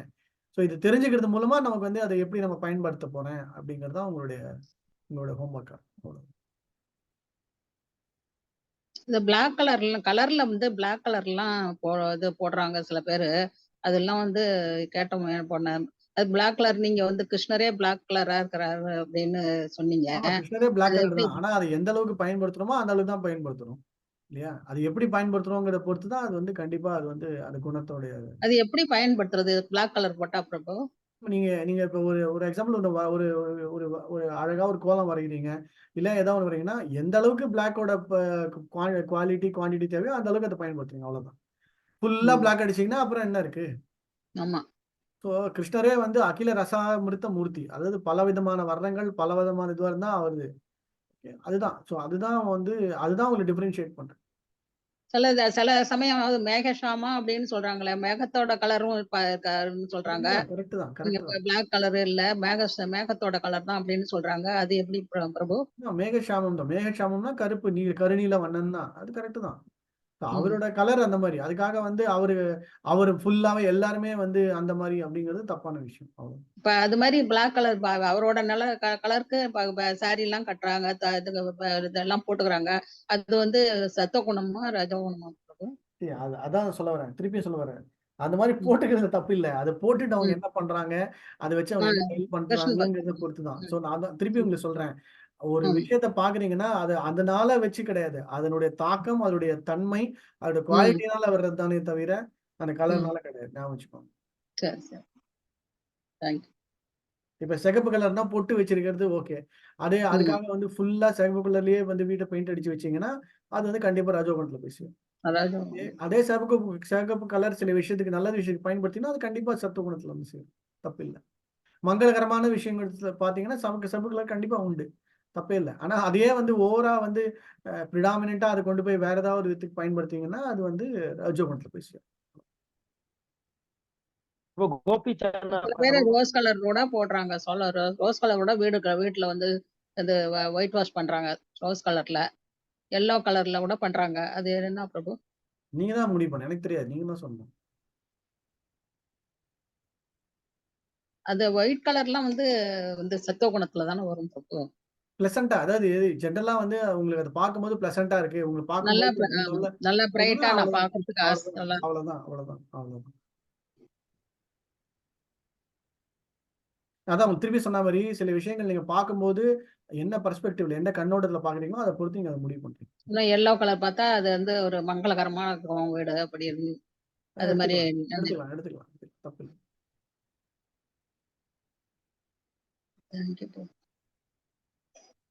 சரி, okay. I think 10 minutes spend பண்ணோம். கொஞ்ச நேரம் வந்து 18வது அத்தியாயத்துக்குள்ள போகும். போன கிளாஸ்ல படிக்காதவங்க முரளி பிரபு படிச்சிட்டீங்களா? ஹரே கிருஷ்ணா பிரபு. சரி, சாரு மாதாஜி படிங்க, அப்புறம் மங்கள கௌரங்கி, அதுக்கப்புறமா ரோஹிணி. அத்தியாயம் 18 முடிவு துறவின் பக்குவம். சந்நியாசஸ்ய மகாபாஹோ அர்ஜுன உவாச சந்நியாசஸ்ய மகாபாஹோ தத்வம் இச்சாமி வேதிதும் தியாகஸ்ய ச ஹ்ருஷிகேஷ பிருதக்கேஷி நிஷூதன. அர்ஜுனன் கூறினான், பலம் பொருந்திய புயங்களை உடையவரே, தியாகம் மற்றும் சந்நியாசத்தின் நோக்கத்தை புரிந்து கொள்ள நான் விரும்புகிறேன். கேசி அசுரனை கொன்றவரே, புலன்களின் அதிபதியே. ஹரே கிருஷ்ணா. பொருளுரை. உண்மையில் பகவத்கீதை 17 அத்தியாயங்களில் நிறைவு பெறுகின்றது. 18ஆம் அத்தியாயம் இதற்கு முன் விவாதிக்கப்பட்ட விஷயங்களின் சுருக்கமான ஒரு பகுதியாகும். பகவத்கீதையின் ஒவ்வொரு அத்தியாயத்திலும் பரமபுருஷ பகவானுக்கு பக்தி தொண்டாற்றுவதே வாழ்வின் இறுதி நோக்கம் என்பதை பகவான் கிருஷ்ணர் மிகவும் வலியுறுத்துகின்றார். இதே கருத்து ஞானத்தின் மிகவும் ரகசியமான பாதையை 18ஆம் அத்தியாயத்தில் சுருக்கமாக கொடுக்கப்பட்டுள்ளது. முதல் 6 அத்தியாயங்களில் பக்தி தொண்டு வலியுறுத்தப்பட்டது. யோகி நாமபி சர்வேஷாம், யோகிகள் அல்லது ஆன்மீகவாதிகள் எல்லோரிலும் என்னை எப்பொழுதும் தன்னுள் நினைப்பவனே மிகவும் சிறந்தவன். அடுத்த 6 அத்தியாயங்களில் தூய பக்தி தொண்டு, அந்த தொண்டின் இயற்கை மற்றும் செயல்களும் விவாதிக்கப்பட்டன. 3வது 6 அத்தியாயங்களில் ஞானம், துறவு, ஜட இயற்கை மற்றும் தெய்வீக இயற்கையின் செயல்கள், பக்தி தொண்டு ஆகியவை விவரிக்கப்பட்டன. பரமபுருஷரான விஷ்ணுவை குறிக்கும் ஓம் தத் சத் எனும் சொற்களை கொண்டு எல்லா செயல்களும் அந்த முழுமுதற் கடவுளின் தொடர்பில் செய்யப்பட வேண்டும் என்று முடிவு செய்யப்பட்டது. வாழ்வின் குறிக்கோள் பக்தி தொண்டே என்றும் வேறு ஏதும் இல்லை என்றும் பகவத்கீதையின் 3ஆம் பகுதியில் காட்டப்பட்டது. இது முந்தைய ஆச்சாரியர்களையும் வேதாந்திர சூத்திரம் எனப்படும் பிரம்ம சூத்திரத்தையும் பிரமாணமாக கொண்டு நிலைநிறுத்தப்பட்டது. வேதாந்த சூத்திரத்தின் ஞானம் தங்களுக்கு மட்டுமே உரியது என்று சில அருவவாதிகள் கருதுகின்றனர். ஆனால் வேதாந்த சூத்திரமோ உண்மையில் பக்தி தொண்டை புரிந்து கொள்வதற்கானது. ஏனெனில் வேதாந்தத்தை தொகுத்தவரும் அதை அறிபவரும் பகவானே. இது 15ஆம் அத்தியாயத்தில் விவரிக்கப்பட்டது. ஒவ்வொரு சாஸ்திரத்திலும் ஒவ்வொரு வேதத்திலும் பக்தி தொண்டே குறிக்கோளாகும். இது பகவத்கீதையில் விளக்கப்பட்டுள்ளது. 2ஆம் அத்தியாயத்தில் முழு விஷயத்தின் சுருக்கம் விவரிக்கப்பட்டதைப் போல 18ஆம் அத்தியாயத்திலும் எல்லா உபதேசங்களின் சுருக்கமும் கொடுக்கப்பட்டுள்ளது. துறவினை ஏற்பதும் ஜட இயற்கையின் 3 குணங்களுக்கு அப்பாற்பட்ட திவ்யமான நிலையை அடைவதுமே வாழ்வின் குறிக்கோள் என்றும் இங்கு சுட்டிக்காட்டப்படுகின்றது. தியாகம், சந்நியாசம் எனும் பகவத்கீதையின் 2 வேறுபட்ட விஷயங்களை அர்ஜுனன் தெளிவுபடுத்திக் கொள்ள விரும்புகிறான். எனவே இந்த இரு சொற்களின் பொருளையும் அவன் வினவுகிறான். முழுமுதற் கடவுளை குறிப்பிடுவதற்கு இப்பதத்தில் உபயோகிக்கப்பட்டுள்ள ரிஷிகேஷர், கேஷி, நிஷூதனா எனும் சொற்கள் முக்கியத்துவம் வாய்ந்தவை. மன அமைதியை அடைவதற்கு எப்பொழுதும் நமக்கு உதவி புரியக்கூடிய புலன்களின் அதிபதியான கிருஷ்ணரே ரிஷிகேஷர். தான் சமநிலையுடன் இருப்பதற்காக எல்லாவற்றையும் சுருக்கமாக உரைக்குமாறு அர்ஜுனன் வேண்டுகிறான். இன்னும் அவனிடம் சில ஐயங்கள் உள்ளன. ஐயங்கள் எப்பொழுதும் அசுரர்களுக்கு ஒப்பிடப்படுகின்றன. எனவே அர்ஜுனன் கிருஷ்ணரை கேஷி, நிஷூதனா என்று அழைக்கின்றான். மிகவும் பலம் வாய்ந்த அசுரரான கேஷி கிருஷ்ணரால் கொல்லப்பட்டவன். தற்போது ஐயம் எனும் அசுரனை கிருஷ்ணர் அழிப்பார் என்று அர்ஜுனன் எதிர்பார்க்கிறான்.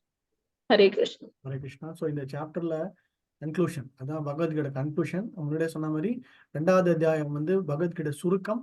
அதே மாதிரி இதுலயும் கிட்டத்தட்ட 72-78 ஸ்லோகங்கள். செகண்ட் சாப்டர்ல வர 72 மாதிரியே இங்கேயும் கிட்டத்தட்ட 70 ஸ்லோகங்கள். அதே கன்க்ளூஷன். அதாவது முதல்ல வந்து ஜீவாத்மாவோட நிலை, பரமாத்மாவோட நிலை, அந்த ஜீவாத்மா என்ன பண்ணணும் என்ன பண்ணக்கூடாது, கூட வந்து கர்மாவுடைய முக்கியத்துவம், கர்மாவோட முக்கியத்துக்கு அப்புறம் தியான யோகம், தியானத்துக்கு முக்கியத்துக்கு அப்புறம் ஞான யோகம், ஞானத்தோட முக்கியத்துவம் கடைசியில் என்னது பக்தி யோகம். ஸோ எல்லா யோகங்களுடைய அடிப்படை தத்துவம், எல்லா யோகங்களுடைய நோக்கம், கூடவே வந்து பக்தி தொண்டுடைய முக்கியத்துவம் எல்லாத்தையும் முடிச்சு கடைசியில் எதுக்கு வந்து பக்தி தொண்டு முக்கியம் அப்படிங்கிறதையும் எம்பசைஸ் பண்ணி சொல்றதுதான். ஓகே, ஸோ அதுதான் வந்து 18 சாப்டரோட சம்மரி. 18 சாப்டர் பார்த்தீங்கன்னா ஃபுல்லாக அதுதான். ஸோ அதே மாதிரி முதல் 6 சாப்டர்ல கடைசியில் யோகி நாமப்பி சர்வேஷாம் மத் கேதானந்தன்றது. ஸோ கடைசியில் எல்லா இதுலையும் வந்து எல்லா யோகிகள்லையும் நான் தான் டாப் மோஸ்ட் யோகி, நீ எப்படியா யோகி ஆயிடு அப்படின்னு சொல்லி தான் தியான யோகம் முடியும். அதுக்கப்புறம் பார்த்தீங்கன்னா பக்தி தொண்டுல கடைசியில் வரும்போது கண்டிப்பாக என்ன இடத்துல பக்தி சொல்லணும்னு சொல்லிட்டு 12 சாப்டர்ல முடியும். அப்புறம் 13th நம்ம இப்போ லாஸ்ட் 3 வாரமா பார்க்கறது என்னது, 3-4 கிளாஸ்ல ஞானம், அதாவது இந்த பரமாத்மா பற்றி, முக்குணங்கள் பற்றி, பிரகிருதி பற்றி, புருஷனை பற்றி, கடைசியில இப்ப நம்ம பார்த்துட்டு இந்த அசுர குணங்கள், சுபாவங்கள் இதெல்லாம் பத்தி பார்க்கறதெல்லாம் கடைசியில் எங்க கொண்டு போய் முடியுது அப்படின்னா பக்தியில தான் போய் முடியுது இல்லையா. ஸோ அதனால இந்த சாப்டர்ஸையும் அப்படிதான் பார்க்கணும், கூடவே வந்து இந்த கன்க்ளூஷனும். ஸோ அர்ஜுனன் வந்து ஆல்ரெடி இந்த கொஸ்டின்ஸ்ல கேட்டு முடிச்சிட்டான். மறுபடியும் இந்த எதுக்கு கேட்கறான் அப்படின்னா கண்டிப்பா அந்த கிளாரிட்டி என்னது, தியாகம் மற்றும் சந்நியாசம். பொதுவா தியாகம்னா வந்து எந்த ஒரு ஆசிரமத்தில் இருந்தாலும் செய்கின்ற செயல்களின் பலனை தியாகம் செய்வது, அதுல இருந்து வருகின்ற அவுட்புட், அதுல இருந்து வர்ற அந்த பலனை வந்து பலன் தெக்வா மனிஷனக, அந்த பலனை வந்து தெக்தம் பண்றது. சந்நியாசம்ங்கிறது அந்த அந்த செய்கின்ற கர்மாக்கள்ல இருந்தே வெளியே வந்து வேற விதமான கர்மாக்களை செய்வது, வேறு விதமான விஷயங்கள் மூலமா கொண்டு போறது சன்னியாசி நிலை. ஸோ அதனால ரெண்டுத்தையும் கிளியரா தெரிஞ்சுக்கணும் அப்படிங்கறதுதான் வந்து அர்ஜுனுடைய கேள்வி. அதுதான் வந்து அதுக்கான பதில் தான் வந்து கிருஷ்ணன் சொல்லுவார். ஸோ நம்ம வந்து கிளியரா புரிஞ்சுக்கிறது வந்து பிரபுபாதர் என்ன சொல்லுவார், நம்ம வந்து கிருஷ்ணனோட இருக்கும்போது கண்டிப்பா தியாகமும் செய்யறோம், சன்னியாசி செய்ய வேண்டிய விஷயமும் நம்ம செஞ்சுன்னு தான் இருக்கோம். அதனால தனித்துவம் நம்ம சன்னியாசி நிலைக்கு போகணும் அப்படிங்கிறது கிடையவே கிடையாது. நம்ம கிருஷ்ண உணர்வுல கிருஷ்ண பக்தி இருந்து செய்கின்ற எல்லா செயல்களுமே ஒரு இதுல பார்த்தோம்னா தியாகம் வந்துடும். இந்த சன்னியாசம் கண்டிப்பா மனம், வாக்கு, அந்த காயம் இதுல இருந்து கட்டுப்படுத்தி எல்லாத்தையும் ஒருநிலைப்படுத்தி பண்ணும்போது கண்டிப்பா அதுவும் வந்து அந்த சன்னியாசியின் நிலையிலிருந்து செய்கின்ற நோக்கத்தை வந்து அதையும் வந்து பரிபூர்ணமா ஃபுல்ஃபில் ஆகும், அதுவும் வந்து முடிஞ்சிடும். அதுதான் வந்து பிரபுபாத் சொல்ற கன்க்ளூஷன். ஓகே, ஸோ நீங்க சாப்டர் நம்ம படிக்க போக போக இந்த கேள்விதான். இதே கேள்விகளை வந்து அர்ஜுன் முதல்ல கேட்ட கேள்விகள் இருந்து திருப்பியும் எல்லாத்துக்கும் வந்து ஒரு சம்மரி மாதிரி கொடுக்க போறாரு. சரியா? இந்த சாப்டர் ஈஸியா முடிஞ்சிடும். நம்ம என்ன பண்ணுவோம்னா கொஞ்சம் கொஞ்சமா ஒரு ஸ்லோகமா பார்ப்போம். நீங்க பார்க்கும்போது நான் சொன்ன மாதிரி, இது வந்து கர்மா பத்தி கேட்கிறார், இது வந்து ஞானத்தை பத்தி கேட்கறாங்க, இப்ப வந்து தியான யோகத்தை பத்தி கேட்கறாங்க, இப்ப வந்து தபஸ்யா பத்தி கேட்கிறாரு. ஸோ ஒரு செக்ஷனா நம்ம பார்த்துருக்கோம் ஆல்ரெடி. நம்ம வந்து நீங்க ஞாபகம் வச்சீங்கன்னா தெரியும், 3rd சாப்டர்ல இருந்து ஆரம்பிச்சீங்கன்னா 3rd சாப்டர் வந்து கர்ம யோகம், அப்புறம் திருப்பி 4th சாப்டர் ஞான யோகம், திருப்பி 5th சாப்டர் அகைன் கர்ம யோகம், 6th சாப்டர் வந்து தியான யோகம், 7th சாப்டர் அகைன் பக்தி தொண்டிலோடைய அந்த உன்னதமான அறிவு, அந்த பரத்தை அடைதல் அப்படின்னு ஆரம்பிச்சு 12th சாப்டர் முடியும் போது பக்தி தொண்டில் முடியும். 13th அகைன் ஞான யோகத்தோடைய நிலை. சரியா? ஸோ நம்ம இன்னும் கொஞ்சம் ஒரு ஸ்லோகம் அதோடைய மொழிபெயர்ப்பு பார்த்துட்டு போவோம். ஒரு 10 நிமிஷம் பார்ப்போம். 10 நிமிஷம் பார்த்துட்டு கிளாஸ் முடிச்சுக்கலாம். ஓகே, அடுத்த 2 ஸ்லோகம். हरे कृष्णा प्रभु। श्री भगवान उवाच काम्यानां कर्मणां न्यासं सन्न्यासं कवयो विदुः सर्वकर्म बलत्यागं प्राहुस्त्यागं विचक्षणः. புருஷோத்தமரான முழுமுதற் கடவுள் கூறினார், ஜட ஆசைகளை அடிப்படையாக கொண்ட செயல்களை துரத்தல் சந்நியாசம் என்று சான்றோர்களால் அறியப்படுகின்றது. மேலும் எல்லா செயல்களின் பலன்களை துறப்பதை தியாகம் என்று அறிஞர்கள் கூறுகின்றனர். பொருளுரை பொருளுரை பலன்களை எதிர்பார்த்து செய்யப்படும் செயல்கள் கைவிடப்பட வேண்டும். இதுவே பகவத்கீதையின் உபதேசம். அடுத்த லைன் முடியும். அதுக்கு அடுத்த லைன். ஆனால் முன்னேறிய ஆன்மீக ஞானத்திற்கு வழிகாட்டக்கூடிய செயல்களை துறக்கக்கூடாது. இது பின்வரும் ஸ்லோகங்களில் தெளிவாக்கப்படும். ஓகே, சோ கிளியர் புரிஞ்சுக்கோங்க. அதாவது செயல்களையே துறந்து பௌதிக ஆசைகளை தூண்டுகின்ற செயல்களையே துறப்பது சந்நியாசம். ஓகே, ஆனா தியாகம்ங்கிறது என்ன? எல்லா விதமான செயல்களிலிருந்து பலன்களை கொடுப்பது தியாகம். ஓகே, ஸோ நம்மளை பொறுத்த வரைக்கும் ரெண்டுமே நம்ம பண்ணுவோம். நம்ம என்ன பண்றோம், எதெல்லாம் பௌதிக ஆசைகளா தூண்டுமோ அதெல்லாமே செய்யாம விட்டாலும் ஓகே, என்ன செயல் செஞ்சாலும் அது நான் வந்து தியாகத்தினோட அடிப்படை, அது வந்து பகவானுக்காக செய்யறதுனாலும் அது வந்து தியாகத்தோட அடிப்படை. ஸோ அதனால கிருஷ்ண உணர்வு எதுக்கு ரொம்ப உயர்ந்ததுன்னா அதுதான். ஓகே, ஸோ இப்ப பொதுவாக சொல்லுவாங்க, பலனை எதிர்பார்க்காதே கடமையை செய் அப்படிங்கிறது தான் இந்த லைன். ஓகே, நீங்க நிறைய இடத்துல பார்த்திருப்பீங்க, எல்லா இடத்துலயும் போடுறது. ரோபாதா அதான் எழுதுறாரு, பலன் அந்த செயலினுடைய பலனை நீங்கள் வந்து துறப்பது அப்படிங்கிறது. இதுதான் பகவத்கீதை. அதுல வந்து சந்தேகமே கிடையாது. ஆனா அது எப்படி செய்யறோம், அது எந்த மாதிரி நம்ம எந்த ஒரு பர்ஸ்பெக்டிவ், எந்த ஒரு நோக்கத்தோட செய்யறோம் அப்படிங்கிறது தான். ஏன்னா செகண்ட் பாயிண்ட் ரொம்ப முக்கியம். ஸோ அதனால நான் வந்து ஆன்மீக விஷயமா சில விஷயங்களை கத்துக்கிறேன், சில விஷயங்களை பக்தி பண்றேன்னா அதையும் நான் துறக்கிறேன்னா கிடையாது. அதை நான் ஏற்றுக்கொள்ள வேண்டும். அப்பதான் எனக்கு அது அனுகூலியமா பக்திக்கு வந்து ஏற்றுக்கொண்டு எனக்கு வந்து என்னோட ஞானம், ஆன்மீக ஞானம் முன்னேறதுக்கு எனக்கு வழிவகுக்கும். ஓகே, ஸோ அதனால எந்தெந்த காரியங்கள் செய்யறோமோ அந்த காரியங்கள்ல வந்து எனக்கு ஆன்மீக முன்னேற்றம் எனக்கு கிடைக்கும்னா அதை நான் ஃபாலோ பண்ணுவேன். எதெல்லாம் நான் வந்து பௌதிக ஆசைகள் தூண்டுமோ அந்த காரியங்கள் நான் செய்ய மாட்டேன். ஓகே, ஸோ அதுதான் வந்து அடுத்த வர்ற ஸ்லோகங்களை பார்ப்போம். ஸோ சில கர்மாக்கள், சில ஆக்டிவிட்டிஸ் இருக்கு. அந்த ஆக்டிவிட்டிஸ் நான் ஃபாலோ செஞ்சா எனக்கு வந்து பௌதிக ஆசைகள் வரும்னா அதை செய்ய மாட்டேன். நம்பர் 1. இன்னொன்னு, நான் இந்தந்த ஆக்டிவிட்டிஸ் செய்யறேன், அந்தந்த ஆக்டிவிட்டிஸ் செய்யறதுல அதோடைய பலனை நான் முழுமையா வந்து தியாகம் செய்யறேன் அப்படிங்கிறது. அதை வந்து பலன் அதுல இருந்து வர பலனை நான் எதிர்பார்க்காம அதை பகவானுக்கு பண்றது தியாகம். புரியுதா? சரி, வர்ற ஸ்லோகங்களை பார்ப்போம். இன்னும் ஒரு 2 ஸ்லோகம் பார்ப்போம். தியாஜ்யம் தோஷவத் இத்யேகே கர்ம பாகூர் மனிஷனக யஜ்ஞதான தப கர்ம ந தியாஜ்யம் இதி சாபரே. பொருளுரை பக்தி ஸ்ரீல பிரபாதகி ஜெய். எல்லா விதமான பலநோக்கு செயல்களையும் தோஷமாக எண்ணி அவற்றை துறக்க வேண்டும் என்று சில அறிஞர்கள் அறிவிக்கின்றனர். இருப்பினும் யாகம், தானம் மற்றும் தவத்தின் செயல்களை என்றுமே கைவிடக் கூடாது என்று சில சாதுக்கள் கூறுகின்றனர். பொருளுரை படிக்கவா பிரபு? இல்ல, பரவாயில்ல, வேண்டாம். சோ கிளியரா சொல்லிடுறாரு. சில பேர் என்ன சொல்லுவாங்க, தியாஜம் தோஷவத்தியக்கு எதுவுமே பண்ண வேணாம். சில பேர் அப்படியே கர்மானா எந்த விதமான கர்மாவும் பண்ணக்கூடாது. அப்படியே எல்லாத்தையும் விட்டுட்டு நம்ம பாட்டுக்கு போய் உட்காந்துடணும். நமக்கு என்ன கிடைக்குதோ சாப்பிடணும், என்ன வாழ்க்கையில பண்ண முடியுதோ அதை பண்றது. ஓகே, ஆனா கிருஷ்ணர் யஜ்ய தான தப கர்ம ந தியாஜ்யம் இதி சாப்பரே. கண்டிப்பாக யஜ்யம் தானம் தபஸ் நம்ம யூஸ்வலா சொல்ற வார்த்தை தான். இந்த யஜ்யம் தானம் தபஸை யாருமே வந்து விடக்கூடாது. எந்த ஆசிரமத்தில் இருந்தாலும் அவர்கள் வந்து அந்தந்த ஆசிரமத்துக்கு தந்தார் போல யஜ்யங்கள் செய்ய வேண்டும், தானங்கள் செய்ய வேண்டும், தபஸ் செய்யணும். இப்போ ஃபார் எக்ஸாம்பிள் வந்து சன்னியாசிகள் வந்து என்ன மாதிரி தானம் பண்றாங்க, என்ன மாதிரி தானங்கள் சன்னியாசிகள் பண்ண முடியும்?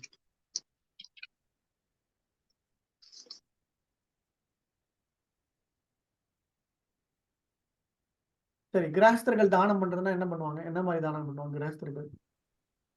சன்னியாசி தவம். சன்னியாசி பண்றது தவம். இல்ல, தியாகம். தியாகம் சரி, தானம். தானம் என்ன தானம் பண்றாங்க? சன்னியாசி வந்து வரம் கொடுப்பாங்க. வரம். அவங்க வந்து நமக்கு சொல்லி தராங்க இல்லையா, நமக்கு ஞானம். அதுதான் அவங்க. ஆமா. சோ நம்ம கிட்ட வந்து அவங்களுக்கு எல்லாத்தையும் சொல்லி கொடுத்து நமக்கு வழிகாட்டுதல் பண்ணி அதெல்லாமே தான் அவங்களுடைய தானம். ஓகே, சோ அதனால எந்த ஒரு ஆசிரமத்துல இருந்தாலும் அவங்க வந்து இந்த யஜ்யம் தானம் தபஸ்யா கண்டிப்பா வந்து பண்ணியாங்க. அந்த பாயிண்ட் தான். சன்னியாசில இந்த நாரதரை சொல்லலாம் பிரபு. யார வேணா சொல்லலாம். நாரதர் நம்ம மகாராஜ் யார வேணா எடுத்துக்கலாமே. நாரதர் வரைக்கும் போறீங்க. நாரதர் மாதிரி எல்லாருக்கும் போய் எல்லாம் செஞ்சுட்டு இருக்காரு இல்லையா. அவர் மாதிரி மிக கருணை வாய்ந்தவர் யாருமே கிடையாது. அவர் எல்லாரையும் போய் இது பண்றாரு.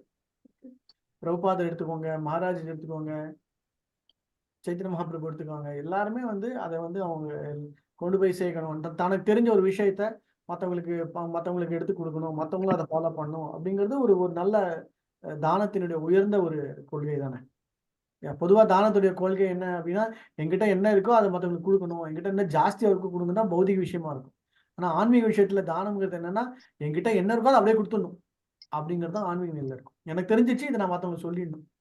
இதான் ராமானுஜாச்சாரியா சொன்னார் இல்லையா. ராமானுஜர் என்ன பண்ணாரு, இது தெரிஞ்சுக்கோ, இதுதான் உனக்கு முக்திக்கான வழி அப்படின்னா முதல்ல நான் போய் எல்லாருக்கும் சொல்லிட்டு சொல்லிடுவார்.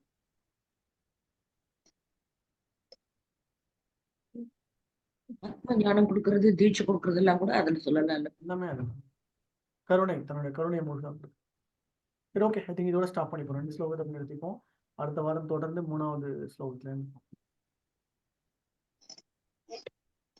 ஃபோர்த் நிச்சயம் சூழ்நிலை தத்துல தியாகே பரத். நிச்சயம் கண்டிப்பா வந்து தெரிஞ்சுக்கோ அப்படின்னு சொல்லுவார். நிச்சயம்னா கண்டிப்பாக. ஓகே, அடுத்த வாரம் கண்டிப்பா 18வது அத்தியாயம் 4வது ஸ்லோகத்துல இருப்போம். ஹரே கிருஷ்ணா. ஸ்ரீமத் பகவத்கீதா கி ஜாய், ஸ்ரீல பிரபுபாத் கி ஜாய், அனந்த கோடி வைஷ்ணவ விருந்த கி ஜாய். பிரபு நாளைக்கு சாரி நாளைக்கு. இன்னைக்கு என்ன கிழமை? இன்னைக்கு புதன், நாளைக்கு வியாழன். நாளைக்கு பார்ப்போம் கண்டிப்பா. நாளைக்கு தொடர்ந்து அடுத்த வாரம் சொன்னேன் போட்டிருக்கீங்களா மெசேஜ். நீங்க பயந்துடாதீங்க, கண்டிப்பா நாளைக்கு பார்ப்போம். நிச்சயம் சூன்மை தத்துவத்துல பார்ப்போம். ஓகே, ஹரே கிருஷ்ணா. நாளைக்கு பார்ப்போம். ஹரே கிருஷ்ணா பிரபுஜி. ஹரே கிருஷ்ணா பிரபு.